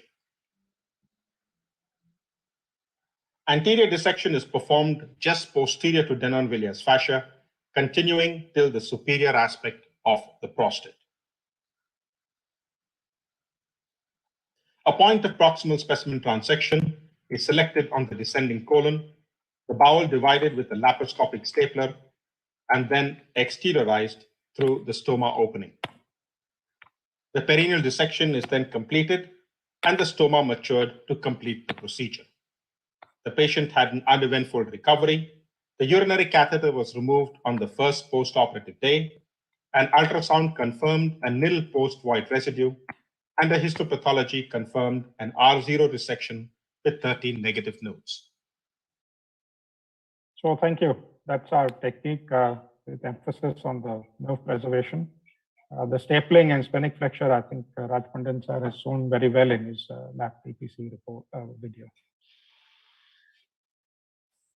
Thank you very much, Dr. Ashwin. President, your comments, please. Thank you, Ashwin. It was one of the most excellent dissection I saw with the monopolar cautery, particularly spatula. And this technique is very famous in our Far East friends, particularly Japanese surgeons and Korean surgeons. And I'm very happy that in spite of having all the energy sources you have the access to in Tata Memorial Hospital, you are still showing it with monopolar spatula. So wonderful dissection. I think let us go to last presentation, which will cover the question answers. Dr. Kanagoyal, is it ready? Yes, sir. Nathan?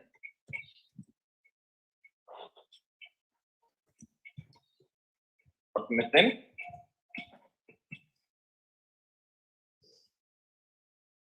Actually, I'm back.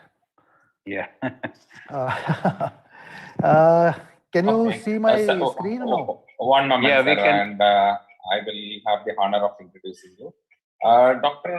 Pradeep Jain is a specialist in GA surgery and GA oncology, and he right now is with multiple hospitals. The most premium one is the Fortis Delhi, and he has done his MS and MCH from the Maulana Azad Medical College and later on to the GB Pant Hospital.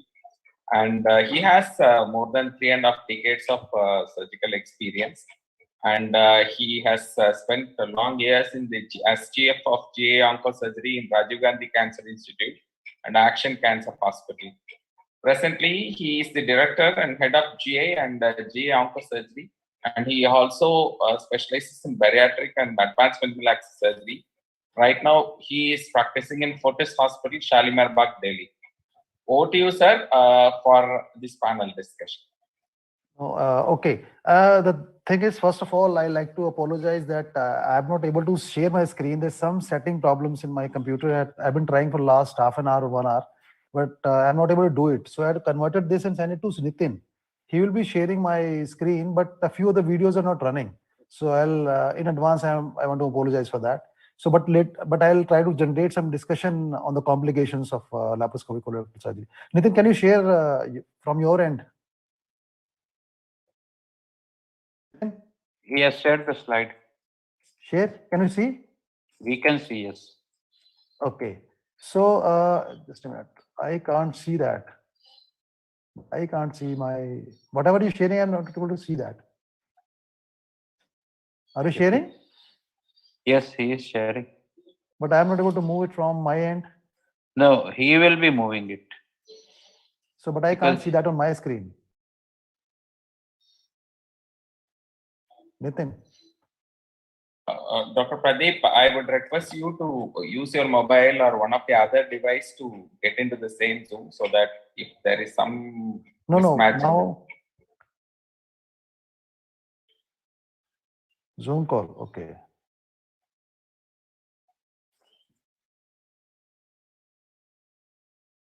Should I leave meeting then?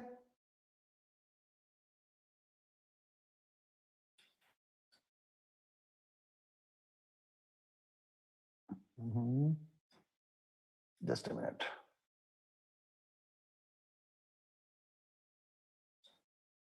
Zoom call.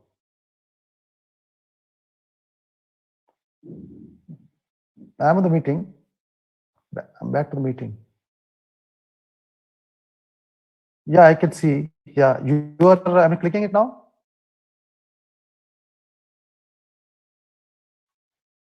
Okay, so I cannot control it from my side. You will just move the slides. So can I have the first slide?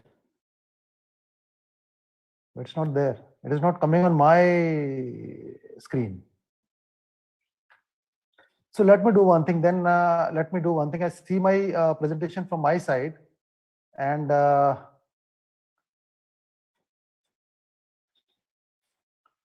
keep on discussing. Basically, we have seen all the three techniques of all major surgeries of laparoscopic colorectal surgery. So I'll be just discussing few points about the complications. So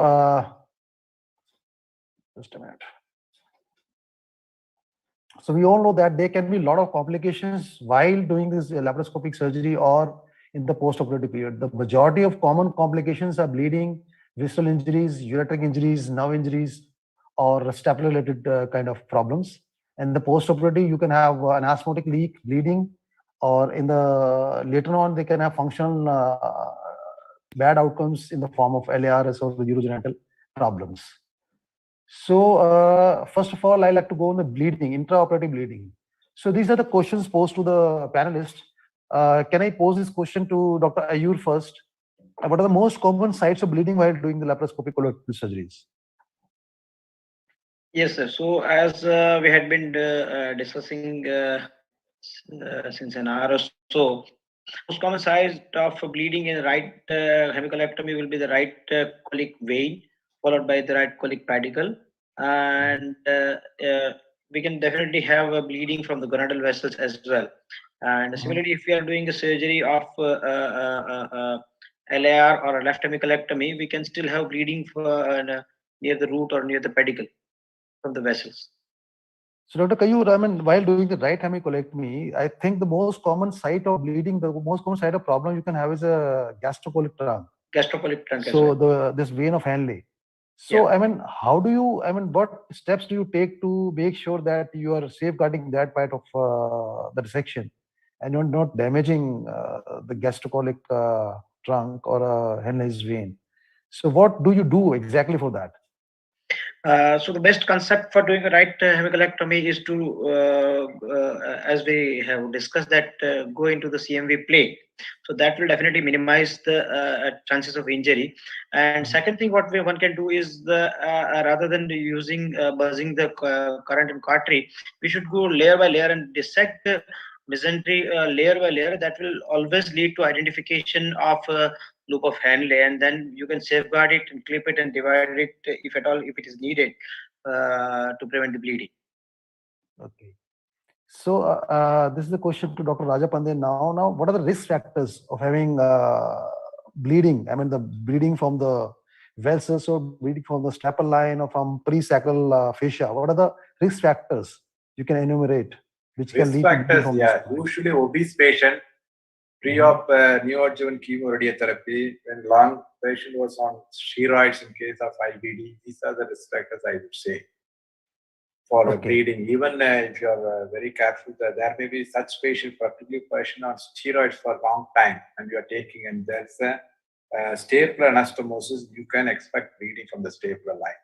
So even if you are doing a side-to-side anastomosis, always just see that after stapling, put a scope inside and see whether there is any bleeding, or if you are doing extracorporeal side-to-side anastomosis, also just see the anastomotic line, how it is, the integrity is there, any bleeding is there, if there is bleeding, you have to take a suture.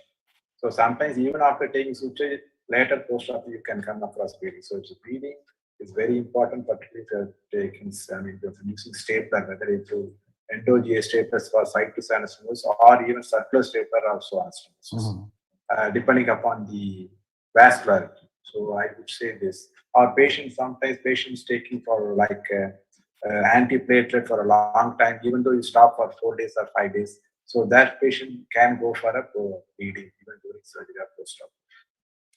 So is there any predilection of bleeding in patients who's got atherosclerosis, a lot of atherosclerosis, patients who's got cardiac disease?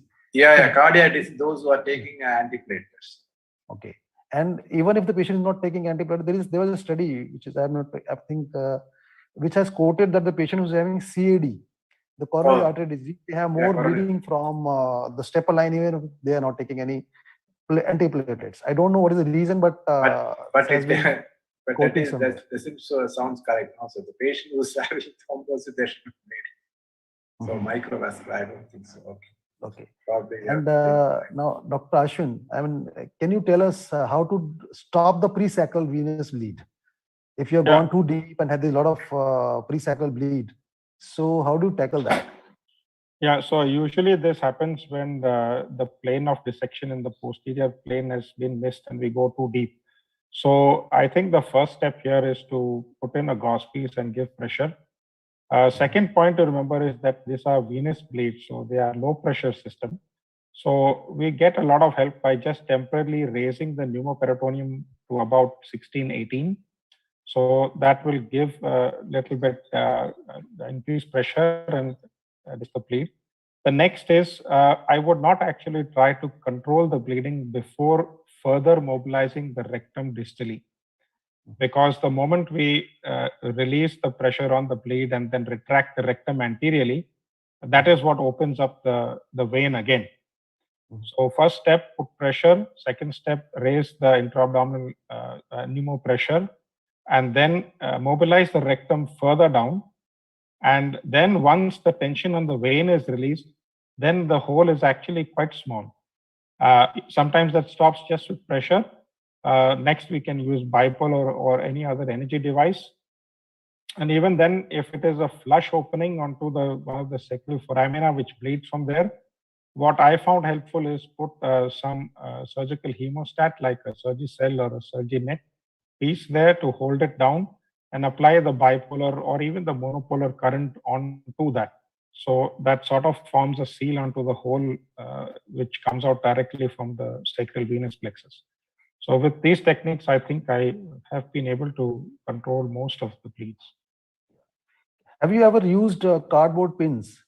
Because some people like to, use these pins to, press over the sacrum and stop the bleeding. I've never needed to use it. I know it's described in the literature, but I've never actually needed to use those things are only in the open technique, I feel. Yeah. It's like bone wax, you can use this bone wax. And what he has to. Does the bone wax work? Because if bone wax works, when if you the bone surface is totally exposed. Yeah, temporarily. Bone wax, just bone wax. Okay. But what he said is like Surgicel and keep pressing for a long time. You just give pressure over that, keep a Surgicel. Mostly it will stop. Yeah, because this is you just give more time. That's all. Yeah, just time, because just give time. Don't bother. You just give 5 minutes, 10 minutes, even 15 minutes, or even 20 minutes. Just after 20 minutes, you can't see. So there actually, I had few videos of bleeding from different points. So they're not running. So I'll be skipping those videos, and I'll just ask a question of: is there any? This is to Dr. Rajapandan again. Yes, sir. Is there any role of routine intraoperative endoscopy? Do you do it routinely, or you just do it? No. And how does it after the anastomosis, you said for looking for the bleeding at the anastomotic site. Hello. Yes. Yeah. What do you mean by intraoperative? Intraoperative, after making the anastomosis. After doing the anastomosis, you always we don't do usually. Okay. But post-operatively, I have one case after shifting the patient to the HTU, we come across a bleeding perirectally. So I have to do a sigmoidoscopy, and then there is a bleeding spurt, a small spurt from the anastomotic side. But just we use bipolar, just use a clip. That's all. So, we routinely don't use intraoperative scope to look for artery. Usually there will be mild bleed and it will get soft. So usually first time and the next day or day after, the patient will be saying, I have passed some blood or some dark color. They will say that will get stopped. So but one case, the patient was taking steroid. So after the anastomosis, third day we have to reopen. So that was following a subtotal colectomy. So there was iliosigmoid anastomosis. So we have to go in and we have to suture. Just for suture, we have to dismantle. We have to do like enterotomy. We have to make just one stitch on that because it was a spurt. So that patient was taking steroid actually. So then we have to close it so we could manage the laparoscopic. I think most of the people are not using this endoscopy after making the anastomosis, because most of the time it's not available in your OT, because these endoscopes are lying mainly with the gastroenterologist, not with us. So, but there's a lot of, evidence in the literature is there. When you do the routine endoscopies after making the anastomosis, the chances of bleeding is less, because most of the times there's a oozing from the staple line and you can control it then and there only. And in addition to the watching for the bleeding, there's another very good point that you can visualize the anastomotic area and you can see whether there is some ischemia there or the proximal conduits of absolutely ischemia, or there's some, badly placed staples. You can visualize that and correct then and there only. So the chances of leakage also decreases. Do you agree with this, Dr. Pandyan? If the facility is available in your OT, will you use it always? I won't do routinely, because my anastomosis will be ultra low. Okay. Like most of the time, it will be probably within 4 or 5 centimeter. And as you said, there will be, if you do anastomosis, because the circular strip is only 2 pin is there. So you expect some bleeding depending upon. For example, if you are using, I used to have a golden stapler for dividing the rectum. Okay. So depending, most of them it will be thickened. So after that, once you say, after division, there will be bleeding at the staple line, and it will get, it will get resolved within, once you're planning for a circular stapler, it will get resolved. So if it is obvious stapler, you will put a clip on the divided end of the rectum. So inside a circular stapler, because only 2 pin row is there, there is always a little bit bleed will be there, but it will take some time to get coagulated on itself, unless the patient is having some other problem. Particularly, as I said, patient is having some chronic steroids or some other disorder, like the collagenous disorder. So that patient, you can expect some bleeding. So we may have to tackle it then and there. So in that cases, you can use, yes, it will be useful.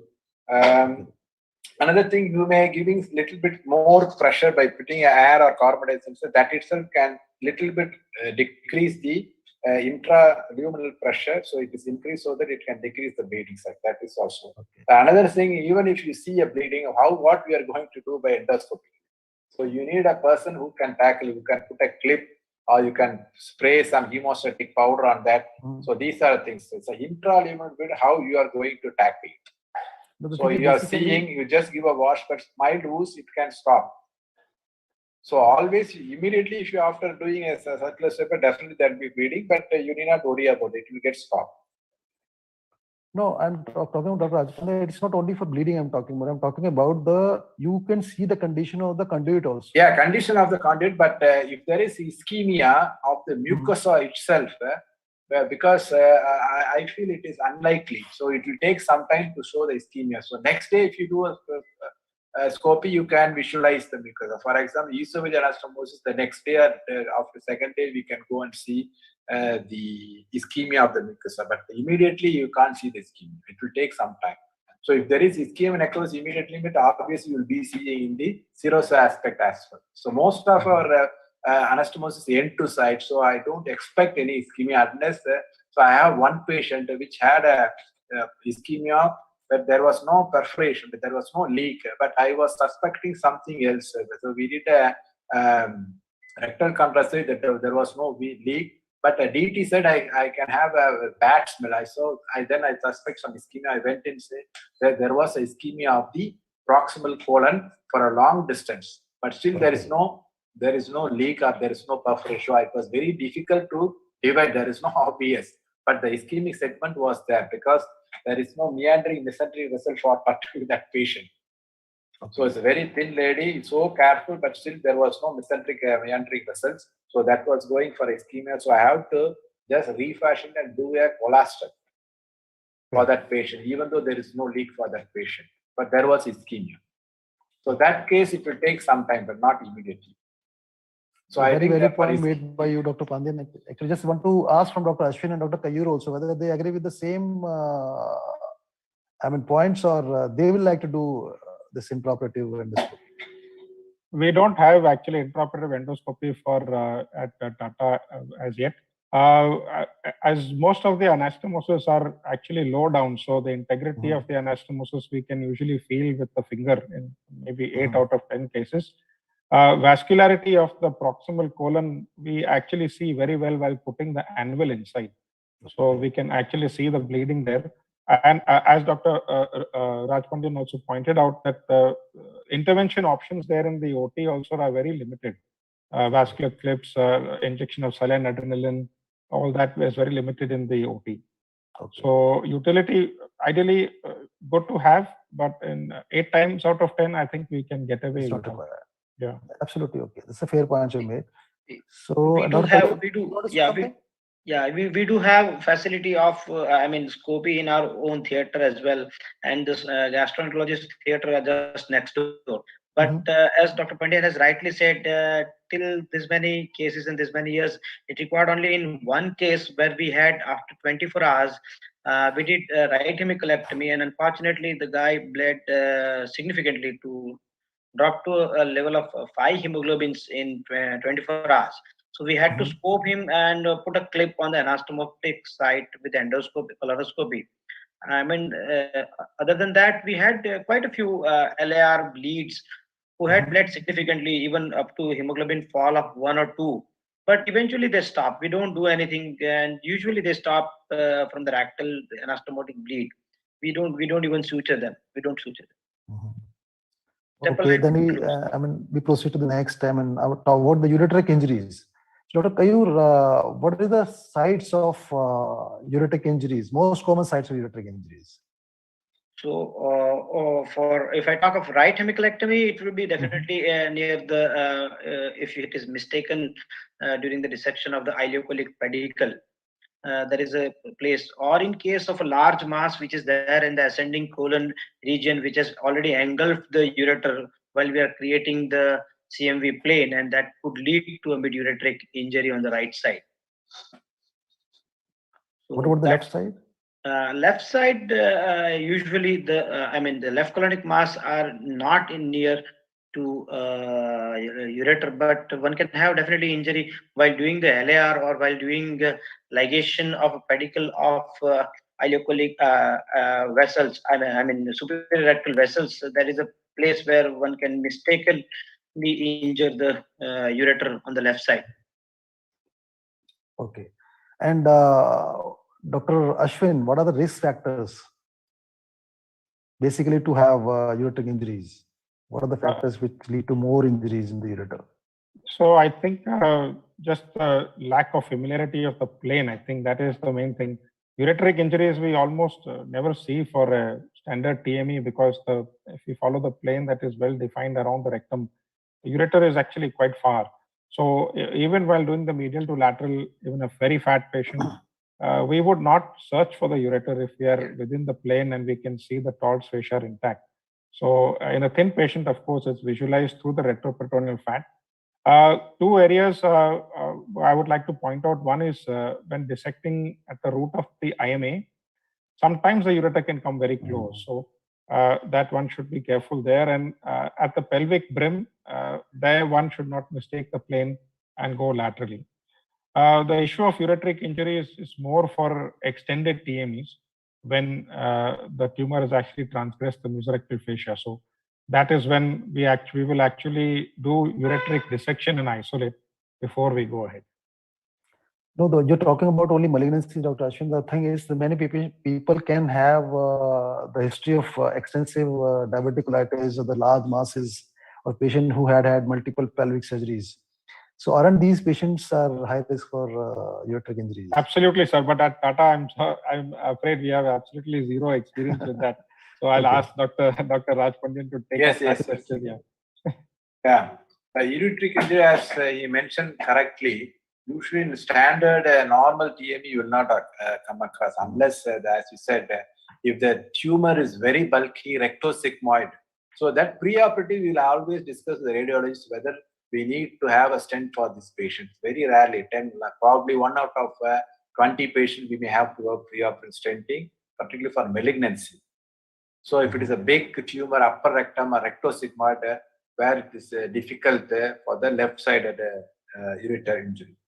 And I feel the ureter injury at TME is very likely near, like within 4 centimeters of a vesico-ureteric junction, where it comes little bit close. So you, after the posterior dissection, when coming to the left lateral dissection, you should be very careful. After the anterior, that is the place we could not identify the ureter. So still that plane you will be seeing the ureter is going, you know the ureter is plane, but there is a plane where you can't identify the plane of the ureter where it goes, particularly in an obese patient. And another thing is, this is for malignancy. And as you correctly told, so if there is a difficult case of multiple diverticular disease or with a colovesical fistula, yes, definitely I go for. And patient with a previous surgery for endometriosis, particularly in female. So a lot of, you will not identify the ureter, so it's better to have a ureteric stenting pre-operatively, that is before starting, so that even if you injure the ureter, so we can just suture it on table with a stent. So I think over a period of 20 years, so we have done 3 cases like that.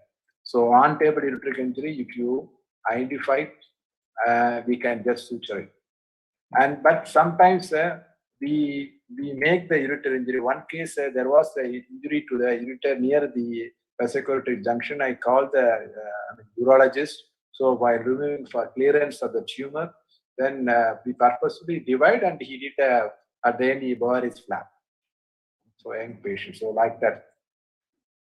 So I mean, you favor prophylactic stents in difficult patients. Yes, definitely. So I mean, it's a question to Dr. Kayur.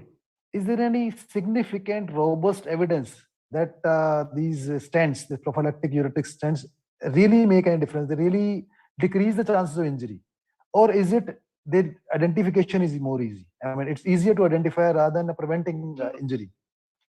Is there any robust evidence in the literature?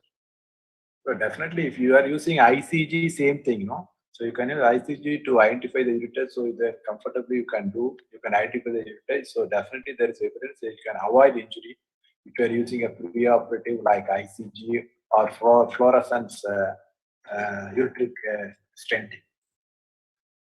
I mean, this is what we feel. Sometimes we have subjective feeling that these can be very helpful. But in literature, if you see carefully, there is no robust evidence to suggest that it will prevent ureteric injury. They will make the injury identifiable. And rather, sometimes they lead to high incidence of AKI or the UTI, or there can be transient hematuria, or the cost is more, the operative time is more. So it's a controversial point. Not everybody will like to go for prophylactic ureteric. Not for all cases, only for difficult cases where you feel that maybe a ureteric injury, well, because very close, as initially said, the ureter is very well away from the tumor of the dissector, there is no need. But if you can't see, so particularly if you are going from medial to lateral near the pelvic ring, the ureter will be coming very close. So your dissection, maybe by dissecting the tip, can injure the ureter. Okay. So every panelist think that it should be used prophylactically. Yeah, for difficult case, not for routinely. Only for difficult case where you anticipate that maybe ureteric injury. So fair enough. That's it's a valid point. So we proceed to. I had few videos about the nerve injuries, but right now I cannot show them because of the local problem on my neck. So I'll be skipping this because Dr. Ashwin has already shown very nicely in his videos that how to see nerves and prevent injuries. So I'll be going to ask about the anastomotic problems. So Dr. Kayur, can you really predict which patients are they're likely to have a leak? So can you have some pre-operative parameters which suggest that if the patient is having surgery, having a low anastomosis in the pelvis, they can have more chances of leak? Are there any parameters you can judge, or there is any scoring system which suggests that this person can have more chance of leak? Yeah, so basics are very basic. Like we need to definitely look at what is the albumin level of the patient, what is the hemoglobin level of the patient, especially if you are doing ultra low anastomosis. We always cover the ultra low anastomosis whenever we are doing any anastomosis below the pelvic reflection. Even though we are doing a double stepper technique, we always cover it with the diverting colostomy or ileostomy.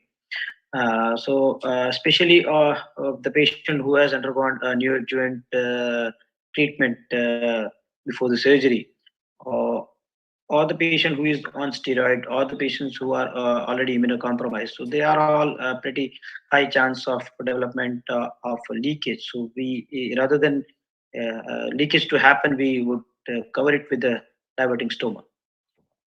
Actually, there is a very good predicting scoring system is there, which takes account of the age of the patient, gender, ASA grade, whether the patient is obese or not, whether the patient using any substance abuse is there, whether the patient is smoking or having some other addiction, neoadjuvant therapy, or patient is going for emergency surgeries, or overall the distance of anastomosis from the anal verge, or whether we are having any additional procedures like cholecystectomy along with the rectal resections, if there's a heavy blood loss, duration of surgery. All these factors are combined into a score, and if the score is more than 11, it has been shown that the chance of leak is much more if the score is at 11. So if you have a score more than 11, then it is always better, as Dr. Kayur said, that it is always better to go for covering ileostomy. Right? So now this is a question to Dr. Ashwin. What are the steps you take to decrease the post-operative leak? What are the steps? I mean, I think, if you are making an anastomosis, what are the safeguards you're taking to decrease the chance of leak? So they're all very basically surgical principles. First is whether or not to mobilize the splenic flexure. I think if there is any doubt of tension, complete mobilization of splenic flexure should be done. We should not hesitate to get good mobilization of the colon. Second is check for vascularity. If you have ICG, excellent, but no, not everybody has ICG. So I just cut the marginal at the level of bowel transection at the proximal bowel and look for the bleed there. Colon takes little time to change color. It actually doesn't change color on table. So if I don't see a good bleed there, then I will go back and revise, mobilize more colon. Very rarely we do see absence of arcade communication between the IMA and the SMA at the splenic flexure. I've seen it in about 2 or 3 cases. And that means from the splenic flexure, the entire colon has to be removed because there is no communication. So mobilization, vascularity, try to restrict the number of staples to transect the rectal stump. There is a study showing that more than 2, actually, if you increase every incrementally the number of staples to divide the rectal stump, the chance of leak is higher. So usually after chemoradiation, the rectum is little thickened. So I don't attempt to take the rectal stump in one stapler cartridge because almost always it never fits. So my aim here is to take just half the rectum with one cartridge, and the other half fits very well with the next cartridge. And the overlapping area of the 2 cartridges actually comes out in the donut. So essentially, I don't have overlap in the transverse rectal stapling using this approach. And that's about it. And the stoma we do for all low rectal anastomosis below the peroneal inflection following chemoradiation. These we will always protect with the stoma. The stoma does not decrease the incidence of leak, but definitely it decreases the manifestation of the leak. You are very, excellently described about it, and you opened few questions also. This is to Dr. Rajapandan. At which level do you ligate the vessels, whether the inferior mesenteric vein or inferior mesenteric artery, while mobilizing the mobilizing the splenic flexure completely? Yeah. IMA, the high ligation always they do. IMV at the inferior part of the pancreas. Okay. And I always mobilize the splenic flexure because so once you mobilize the penis, it's easy to come without any traction in the blood vessels. So once you put the financial incision, and even if you are doing a low AR or a high AR also, not like there is not typical IAR. Once you remove the IMA, then you have to go below the, at the junction of between the upper rectum on the or in the between the upper and the mid rectum, your anastomosis should be there because the upper rectum blood supply is little bit compromised, mainly by the IMA. It will not be from the internal iliac and the internal pudendal. So I feel that is the main problem for the leak. So a little bit low, you go for anastomosis. That's it. And always I do a splenic flexibility. There should not be any tension at the anastomosis at all. Yes. And we never do a diversion diastomy nowadays, even for the ultra. So we have formed like all our patients will have a bowel preparation. Even if the patient leak, we'll take early laparoscopic and do a ileostomy. So that's just we are finding it just to maintain the. Very important point you made, Dr. Raja Pandit, this ligation of IMV at a higher level, just below the pancreatic border, inferior border of the pancreas. I think that's the main, important point. That is the one it will give even mobilization. up to, you can bring it up to colon node, so up to anal canal, no problem without any tension. And Dr. Pandit, don't you think you just said that you are not making any ileostomy in any of the cases? So don't you think if you are not making any ileostomy, made it a rule that you're not going to make the ileostomy? That is only cases. Just we are going. This is only in our center. I don't advise for the others. Yeah, I think, but because this this cases, is not for the not for all cases. I would say even I feel okay. Some difficult cases. On table, if you feel even ultra low with the difficulty with another, then we go for a diversion. Yes. But so all my colon anastomosis intersphincteric definitely go for that. So nowadays more and more low rectal cancer we are going for like a coloanal because for the circumferential excision to have a nil CRM as Dr. Asim was clearly showing.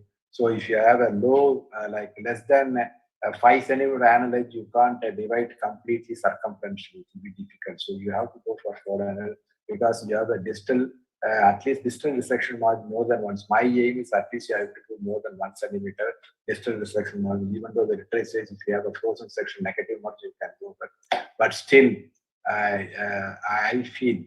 I personally feel you have to do distal resection at least 1 centimeter circumferentially, and CRM should be negative. So if that can be given only by intersphincteric resection with colon anastomosis. Okay. So about the safety of the anastomosis, Dr. Ashwin, do you use this NIR fluorescence always, infrared fluorescence, this fluorescence angiography? No, we don't have it actually, sir. We don't have it. But if you have the facility, would you like to use it? Yes, of course, we would use it. Do you think it's really helpful? Is there any robust data which suggest? There are some early data. Few phase 2 trials have been published using ICG.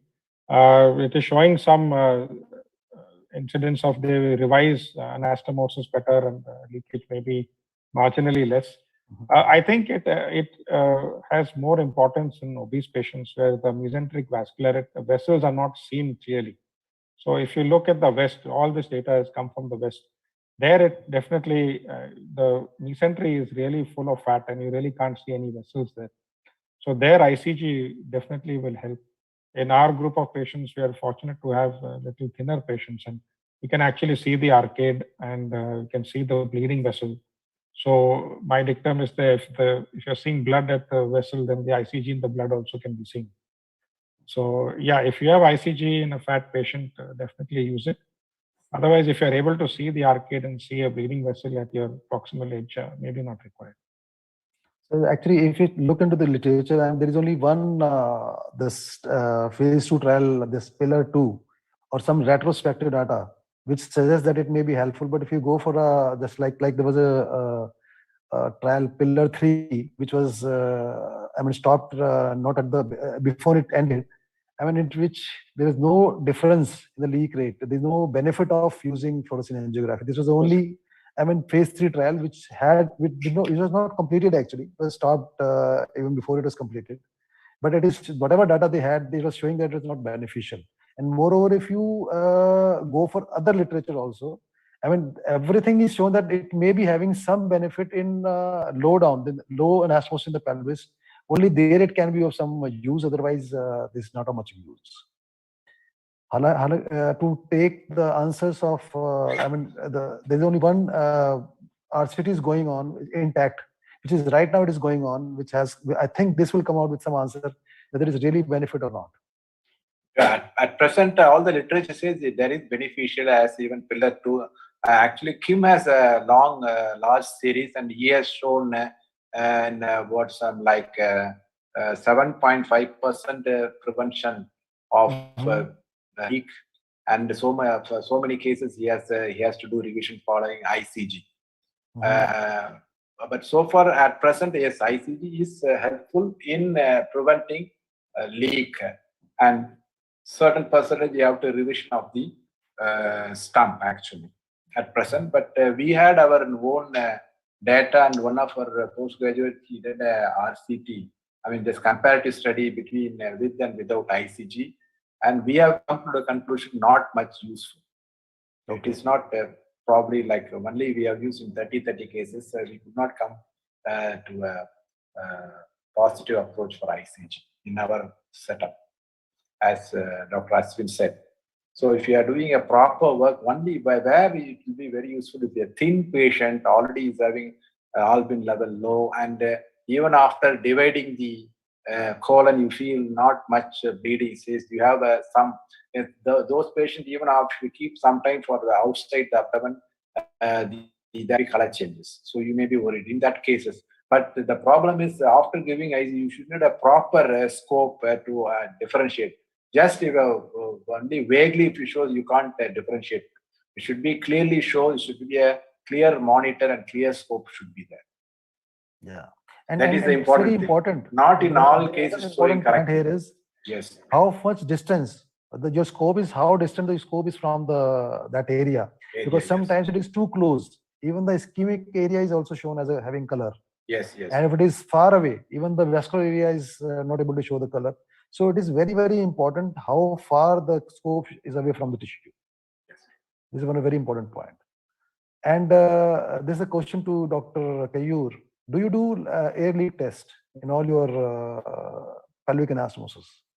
No, we don't do any leak test, and we just check the donuts. We always check the donuts of both the sides. But if we find the donut is incomplete or something, then we try and definitely relook the anastomosis, especially which is ultra low, from below, because we have scopes within the theater as well. So we try and see, and if it is possible, we resuture, and then definitely we divert with the stoma. But we don't do air leak test anymore. But because even if the donut is complete, you can still have air leak. So I think can this have of some. You can. I agree that even after complete donut, you can have some minor air leak. But anyway, ultra low, we always divert. We always divert. No, like Dr. Rajavandan said, they are not going for ileostomy in any of the cases. So isn't it very important at that point of time that you should have a air leak test? Dr. Rajavandan, we always do air leak test. Okay. By doing air leaks, nothing wrong actually. Nothing. Yeah, it doesn't take much time. Yeah, but if it, as you said, if it is ultra low, if the air leak is positive, or if you're suspecting something, as you can suture from below and do a diversion. Okay. So what do you do? I mean, if you have done an anastomosis, you have air leak. How do you proceed? Yeah, air leak. This depends upon where the entry, where the hole is. I mean, a leak is coming from anterior, posterior, lateral. Whether it is a high anterior section or low or ultra low. So ultra low, you can't do anything. How many centimeters? So if it is obviously ultra low, then you can do transanally, where you can take a suture, 1 or 2 interrupt sutures to 20 periods and do a diversion. If it is high, so what you can do after that, you can use the used stapler, you push it inside, so it will come up. So anteriorly, you can suture it. If laterally also, you can put a suture. Then again, you can divert it. Or if you are confident that if suture is taken, to do the air leak test. If it is negative, you can come out without ileostomy also. But I feel once you have a leak after anastomosis, there is chance it can become because of the ischemia something. So you do a diversion. And if it is low and it is still, if it comes out through a laparoscopic, if you can do a suture anterior and lateral, posterior, you can't see it. That in that case, you can make a suture, keep a little bit momentum over that, then do a diversion. So these are things we can do. So if it obviously, if it is a suture can be taken, you take a suture and divert. So for example, some ultra low, you can't do anything else, very obese, even transanally there, but leak is there, don't worry, just do a diversion come out and take a DT, one in this side and on the other side, so that we can give a wash and it will come out in case if it is not prepared, because all our elective will be fully prepared, so we don't bother because there not be much stool will be there. But only thing, whatever it is coming out in the pelvis, it has to come out. That should not form an abscess. That is our aim. Okay. Nice point. I mean, Dr. Ashwin, like you said, told the importance of number of stapler firings. It's very, very important. And which size you use for the transection of the rectum? I use 60, sir. I use 60. 60? Yeah, I use 60 is sometimes very difficult, particularly in male pelvis. Yeah. If you start putting 60, the number of firings are much more. If you use less size, 45. you can do away with the, one or two staplers. Yeah, so the thing is, we could use 45 as well. But when I use the 60, I always try to take it in two, because almost never we can get, unless you have a very thin patient, we get it in one cartridge. So I find it actually quite comfortable to take it in two and get the intersecting line in between in the center, so that it comes out in the donut. But 45 also would be fine. But I've not had any problem with 60. Personally, I feel it's according to my experience and my kind of practice. I always use 45 because initially I used to use 60, but I used to have a lot of difficulties. What are the rest of the panels? 45 in Covidian or 45 in Ethicon? Okay. I'm asking you, which one? All of Ethicon. Ethicon. So Ethicon 45. I'll take on it. I do agree to Dr. Jain sir that initially we used to use only 60s. Then to complete the transaction, we used to use the 45 as a second firing. But now for last 4 years, we have changed the practice. We use first 45. That easily makes the space in the especially male pelvis with a lot of irradiated area of a bulky rectum space easier. And most of the time it happens that 245 it is done. Yeah. Second 60 is also not required. So we always fire now first 45. If the remaining part is a little more, then only we use 60. Otherwise, second is also 45. Always Ethicon. Always Ethicon. Yeah. But I use only 60.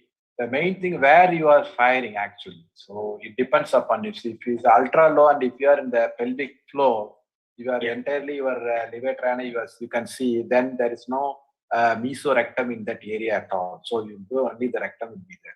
So 160 with one next to 45, that will be enough. But so far I'm using only 60 as we was using. But I was told there, but I have not used. But I am comfortable with this 60 itself. No problem for me. But there is a different actually. If you are using 45 Covidian, there is no much difference. The same length only. So it will be very difficult. Yes. So that depends upon your surgeon's experience, which you are comfortable, and from where you are firing and what is your purpose. So on table, we usually make one rectal vascular camp is there. So I will keep in such a way that the same way the stapler is going. So the direction, everything is important. So I will always use a sigmoidoscopy to know the lower limit, because ultra low post radiotherapy, just only ulcer is there. So make sure you have a distal clearance is more than a centimeter. So any of the panelists can answer, which is the best port to place the stapler? Whether you use a suprapubic port or a right iliac fossa port? I actually use the right iliac fossa port, but I put that port little lower down. Very rarely I have had to resort to the suprapubic, but I think the right iliac fossa, I think most of the cases is fine for me. We also use the right iliac fossa port, 12 mm. Yeah, I just want to make a point use here because for the high rectal anastomosis, for high, not low AR. For high AR, we can use right iliac fossa, but for low AR and ultra, I always go for a suprapubic. Even in my subjective feeling is that if you're using the right iliac fossa port, the chances of using 60 cartridge is much less. From right iliac fossa, you cannot manipulate the 60 mm cartridge.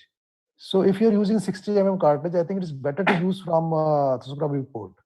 Any comment on that? Yes, I agree. For right iliac fossa, it will be actually difficult to go down actually. So Yes. it will be hindrance. Mhm. So many times. So going down and you have to more, even if the flexi endo-GA, it is very difficult to go very down with the right left. If you have deep down, you have to go from supracortical. Actually, there was another very good video I had about making a colovaginal anastomosis. Incidentally, my resident inserted this And well, end-to-end stapler from the vagina and made the colovaginal fistula. I had a very good video. I wanted to show how we corrected it then and there only, but unfortunately, I'm not able to show that. So it is very, very important to look for the vagina also while making an anastomosis.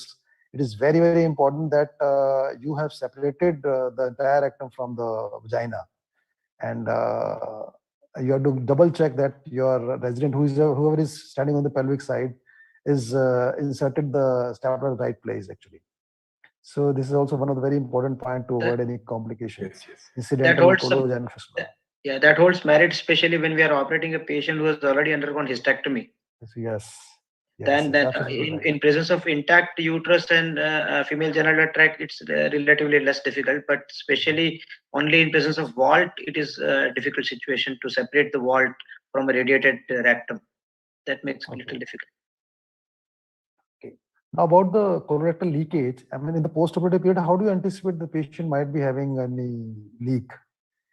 If the patient, nothing is coming from the drain, and what are the points you think that patient might be having leak, Dr. Ashwin? Yeah, so usually the patient is going to have some signs of sepsis, pelvic sepsis. There is going to be some perianastomotic collection. Not always it will come out in the drain. So if the anastomosis is low, I think the first step is to do a PR and feel, gentle PR and feel the anastomosis. If any doubt, do a CT scan with rectal contrast. If patient is having fever or lower urinary tract symptoms also, then we can see the leak very clearly. We always give a rectal contrast when we look for the leak. So localized leaks usually especially when they manifest after third or fourth day, then they are usually, especially if the patient is diverted, they can be managed by IR drainage. Generalized leaks, of course, they require re-exploration. Actually, there is a very good modified Dulk scoring system which has given very good importance to 3 or 4 points. If the respiratory rate is more than 20, the patient is having an obvious clinical deterioration, and there's a pain in the abdomen away from the site of wound, or if the CRP is more than 250. So if you keep on adding these points, the positive predictive value and the negative predictive value increases. So if you look into these points, there are chances that you may detect the leak earlier. And in fact, there are some people who are doing regular CRP level test on 4th day, 3rd day, 4th day, 5th day. And if the CRP is raised, then there are chances that the patient might be having leak, and that even if the patient is not having obvious clinical signs, they do CT scan on 4th day if the CRP is more than 130 or 140, and they detect the leak earlier, and before the patient goes into full-blown sepsis, they have a corrective measure. Dr. Jain, Dr. Yeah. Jain, Dr. Kanagwal is playing your colovaginal video. We have got the video running, sir. Which I'm one? just playing the colovaginal anastomosis. Okay. Okay. We can see that. Okay. You're able to see that? Yes, sir. Okay. So, okay.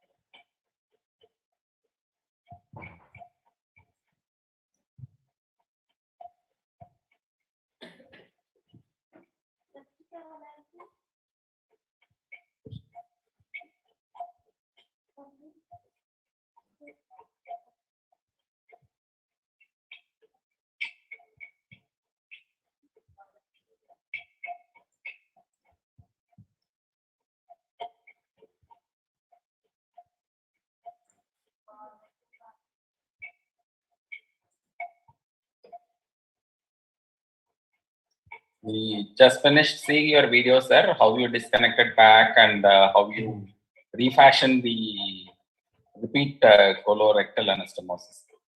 Okay. So, and coming back to my original question, so any of the panelists, they use regular CRP levels on day 4 or day 3 or day 5? Yeah. So what, well, the patient is having mild tachycardia and second, third post-operative, then you suspect it. Patient may not complain, but there may be some like a bloating sensation, some unwell will be there. So the persistent tachycardia, then you suspect. But usually all our LAR, lower, ultra lower, third day we are doing a rectal contrast study to make regularly in all patients? early, yeah, all patients without area study patients. We do a rectal contrast study third day post-operative. But CRP level, no. Only if you are suspecting. But if you are suspecting, then we do the rectal contrast. The persistent tachycardia. So immediately, even first day, second day, it started. Yeah, just tachycardia. That is the only sign will be there most of the time. Because all clean cases, even if it is whatever collection there, it will be coming through the drain. So once the drain is the leak is there, then immediately we not do that. We go and do that. Yeah, if, as you said, there is no collection, or if the collection is not coming through the drain, or drain has displaced, it's not in the pelvis, then the patient will have definitely tachycardia will be there, lower abdominal discomfort will be there. Then you do just rectal contrast, you will find that. So it's actually finding the leak is actually early most of the time. Yes. Yeah. Any the comments on the rest of the panelists? Whether ever is it okay to go for rectal contrast CT scan every time in all patients, even if they don't have a sign of sepsis? I mean, probably they are not doing a diverting stoma, so probably that's an institutional protocol that they have made it to avoid the stoma. While we are dealing with diverting stoma in every case, so obviously we will do a loop cologram before we close the stoma. So even if you're not doing ileostomy in all the cases, I mean, even if you have a policy that don't do ileostomy in any of the case, even then, is it okay? I mean, what do other people feel? I mean, Dr. Ashwin, what do you feel? Should it be done? The thing is, if they're not doing stoma for any case, even the low anastomosis, then maybe it may be wise to check maybe third, fourth post-op day to have a look. We have started actually using CRP because a lot of interesting data is coming up as a negative predictive value. So what we are finding out is that majority of the patients have some ileus or something, and the CRP is more or less borderline. So even though the CRP is there, we end up doing the scan actually. So CRP doesn't mean that only leak. There may be some wound infection also, CRP will be elevated. So there are some chest infection can be elevated. Some urinary tract infection may. So it doesn't mean like that. But of course, it is just give another point, that's all. Okay. So, I mean, once there's a leak, how do you manage it? I mean, do you always go for the re-laparotomy or do it with some conservative management or some endoscopic stenting or some intrarectal drainage? Dr. Kayur, what do you do? I mean, do you do according to the situation? Have you ever done this endoscopic stenting? I just lost the connection in between. If you can repeat the question, sir. Yeah. The thing is, once you have a leak, so how do you manage it? I mean, do you ever use this endoscopic stenting or a local intrarectal drainage for localized leaks? No. For all the lower anterior resection leaks, sometimes we may have to go in and do a lavage if it is a peritonitis or there is no localized sepsis which can be dealt with, say, IR drainage. But otherwise, in general, I would say if there is a localized abscess, we drain it with IR. And if there is a significant peritonitis, we always put a laparoscopy or laparotomy and lavage and do a proper diverting stoma. If it is the anastomosis is lying completely open, we put a couple of tucking sutures and leave it behind in the pelvis, the natural way of healing, and it will heal eventually over a period of time. But we have never tried any endoscopic or colonoscopic devices, not even clips to heal the anastomotic site. Once it is leak, it is leak. It's not going to hold anything. Dr. Pradeep, sir, we just showed the video of the re-laparoscopy for anastomotic leak and your hand sutured closure of the perforation. Perforation. Okay. Thank you, Dr. Kanaval. Thank you. And rest of the parents, what do you think? Have they ever used, Dr. Rajapande and Dr. Ashwin, have you used endoscopic stenting or local No. intrarectal drainage? Because I No, think not really. they There don't is much no- of help. Yeah. No, in the endoscopic. So when there is a leak, immediately go re-laparoscopic, just give a wash, thorough Mhm. wash, and keep a drain, two drain, just come out, don't do anything. Because Or all any will be intrarectal ultra. drainage from, if this is No, localized no, no, no. extraperitoneal So leak is that there. what happens? Just do a PR, just give a wash from above. So Mhm. that what I feel, few cases which we get that there was a prolonged time for them for the recovery if you do intralap, because all our cases are fully, pre-operatively fully prepared patient, bowel prepared was nothing is there. And before going, we are doing a rectal wash also before stapling also. So it's a very unlikely some fluid is coming. So we need not push it and make a hole bigger size. So I don't know. That's why I just do a PR, gentle PR. That's all. So if you feel it's very low and if you're giving the wash through the pelvis by doing PR, if it comes out, that's okay. So still it comes clean, you just give a wash across the pelvis. Still nothing is there, clear water is coming. Then you keep a two drain, one this side and on the other side. So this is in case something is collecting, you can just give on one side and it come through the other end, the other side of the DT should has to come. So after diversion, it has to be. So as I said, just allow the leak to heal on naturally. So lateral because if it is small leak, it will not form any stricture. So later, so after 3 months, before going for eostomy reversal, still we do a rectal contrast, do a sigmoidoscopy. If you feel some leak or bigger opening is there, in that case, I have used once a TAMIS to suture intracorporeally, intraluminally or transanally. So just suture it, then you after a few weeks, then you go for the diversion, ileostomy procedure. But we never use any endoscopic technique. There is no need. Fair enough. So, we have already taken so much of time. The last thing which I am just going to ask about the LAR syndrome. So, Dr. Ashwin, how often you see the LARS after doing a low anterior resection? How often you see it? Yeah, we see it in nearly 70-80% of patients. If they come on follow-up, all of them have some amount of low anterior resection syndrome. So they need a lot of counseling. There's a stepwise management for these patients. Of course, we look at the how well the patient is coping. We start with diet and antidiarrheal agents, and then the patients who have really severe symptoms, we resort to rectal irrigation. More so for the ISR patients. So the patient's selection for ISR is very careful. You need a patient who is a little more dedicated to manage the functional outcome following ISR. So the elderly patient with the borderline sphincter function, we would probably go for the APR, even though we couldn't get a clear margin, because managing the LAR syndrome after that is going to be really challenging. There are a lot of biofeedback and mechanisms, but we're not using them as yet.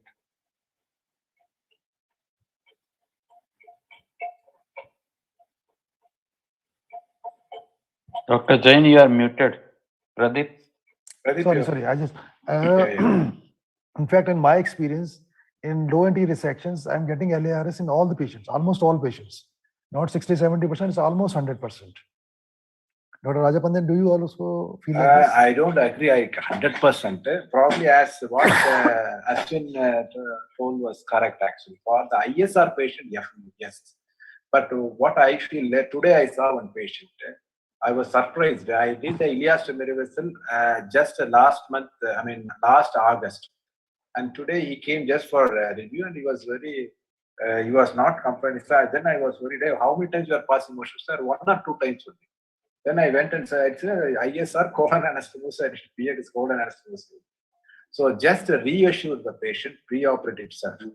Pre-operatively, we have to make them, because they are worried, they don't want permanent stoma. So for that, then they will accept the temporary stoma. So once they use the temporary stoma, after the post-op adjuvant chemo only, we go for ileostomy reversal. That will take like 4 months, 5 months. So before going to ileostomy reversal, I always reassure the patient, no. So I will do a sigmoidoscopy myself. I do the rectal contrast CT. Then I will tell, I'll do during the chemotherapy, I'll do the exercise, the perineal exercise.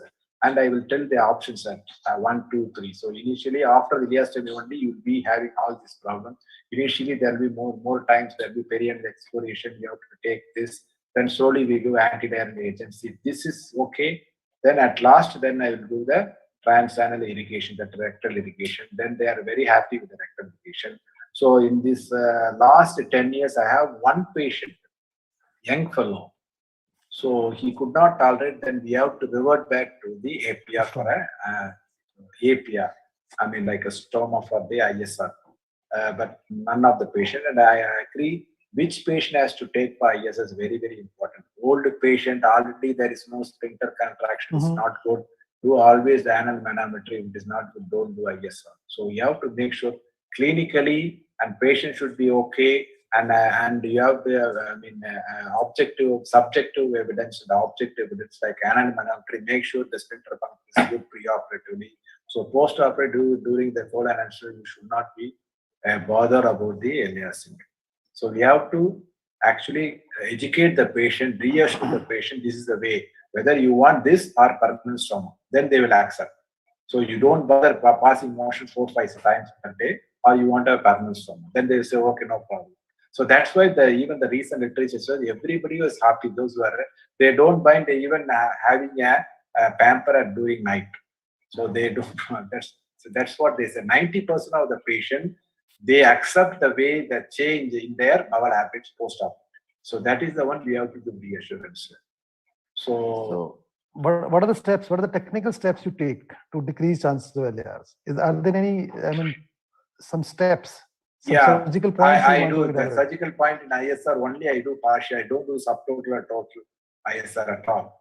So I will leave most of the intense sphincter. So such cases only I will do. So I will do. So all my ISR are only partial. Very only few cases, 1 or 2 cases. Subtotal. Never did a total ISR. So total ISR, it is like definitely there is a problem for patient.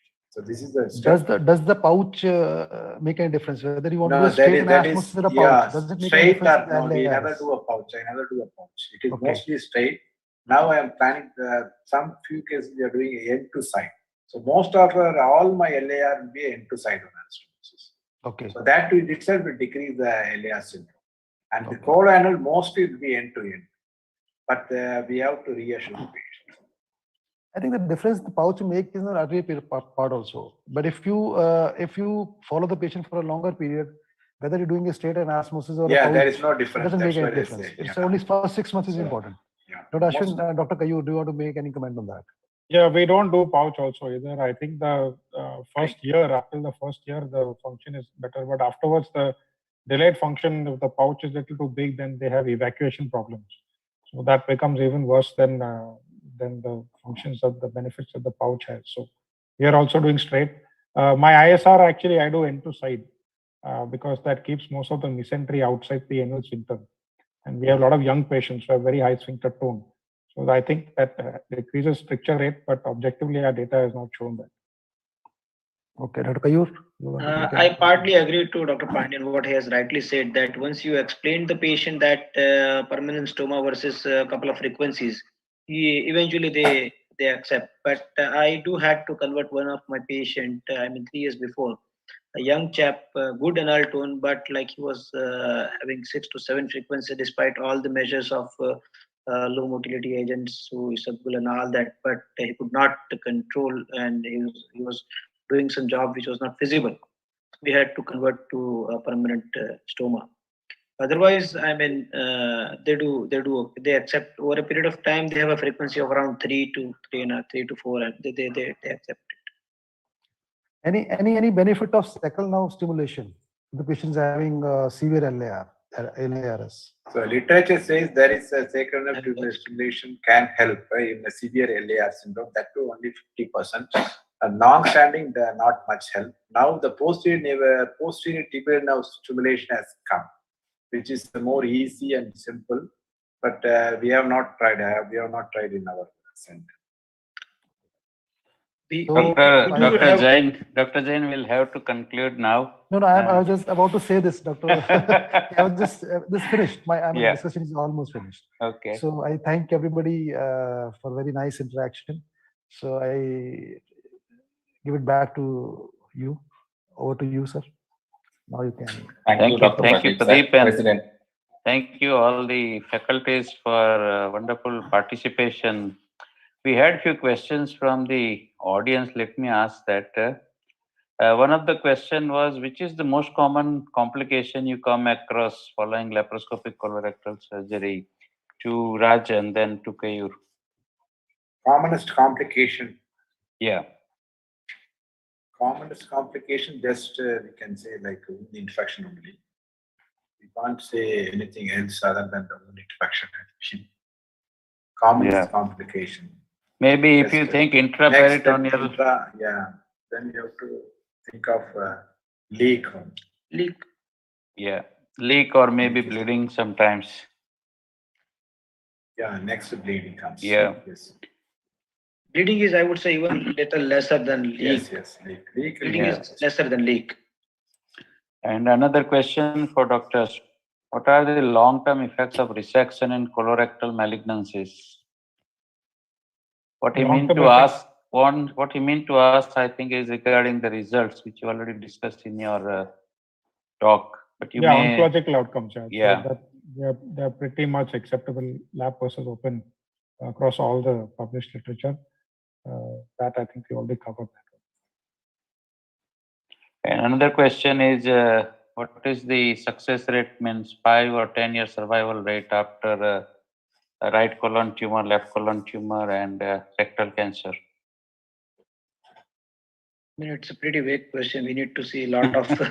So all these things you can see in the literature. Yeah, it's a pretty vague It's not question. technical, yeah. Yeah, it has got It is nothing to do- like a 5-mark question. You can go see the Short note. literature. It depends upon the type, Very the vague type of the tumor, stage of the tumor, everything is different. So stage for Biology all of tumor, the patient, colon, lot rectum, of other things. Yeah. all those things. Yes.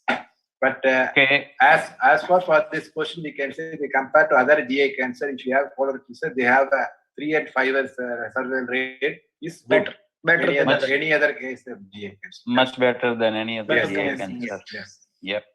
And one question for Kayur. What is the advantage of medial to lateral dissection over lateral to medial in right hemi? I would say not only in right hemi, but in all the colorectal procedures, now it has become a standard of care that one must always do the medial to lateral before handling the tumor or a diseased colon. It is always preferred to do a vessel first approach this is a pretty standard of care now. Yeah. For all colectomies, I would say. If you are using laparoscopy, mostly it's like a non-touch technique, the Turnbull Non-touch technique. technique. Yeah, non-touch technique. That's Even why in go for open medium. also now we have shifted to Open the also same. medium to Shifted to shame from medial So to because you go for a complete CMV with CVM, yes. central vascular ligation. So I think that concludes all the question. Wonderful discussion we had, and I'm very pleased to say that we had more than 600 delegates watching on different platforms this program, and the credit goes to you for wonderful lectures and wonderful discussion. Kanagwal, over to you. Thank you, President. May I have the honor of inviting our Honorary Secretary, Dr. Ishwar sir, to give his vote of.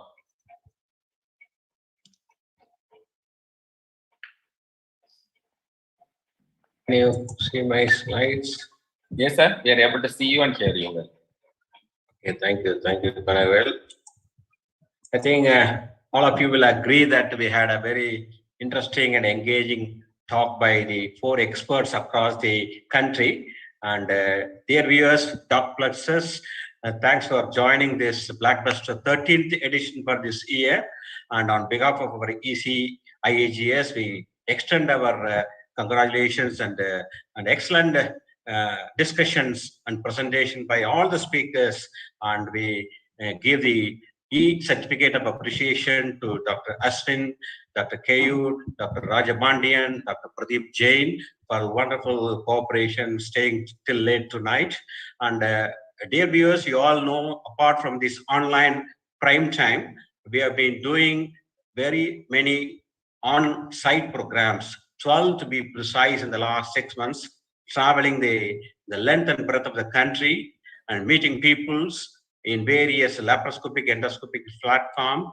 And that's quite heartening to see so many people participated in all our fellowship programs so far. The latest one is the robotic advanced programs done by Vivek Bindal in Delhi. And but for this Omicron, it has a different reason for us to take backseat, go into this online platform for the next 2 months. And the next class we are going to be meeting is for safe laparoscopic cholecystectomy masterclass. Please pin this date in your calendar. I am sure you will be delighted to be with us on a Sunday. And then we like to be on the onset again to have all our fellowship candidates on the June 9th to 12th in the ideal place of Andhra Pradesh, Rajamundry, wherein we are going to have 4 days of academics in 8 different halls with the live sessions. And we started booking our flights already. Please come and join us. All the faculties also give an extended invitation. Until then, we thank Dr. Plexus for excellent yet another show, and all the faculties, all my viewers. Good night. Stay safe. Bye now. Thank you so much. Thank you all. Good night. Thank you, sir. Thank you. Right. Thank you, everybody. Thank you. Good night. Good night.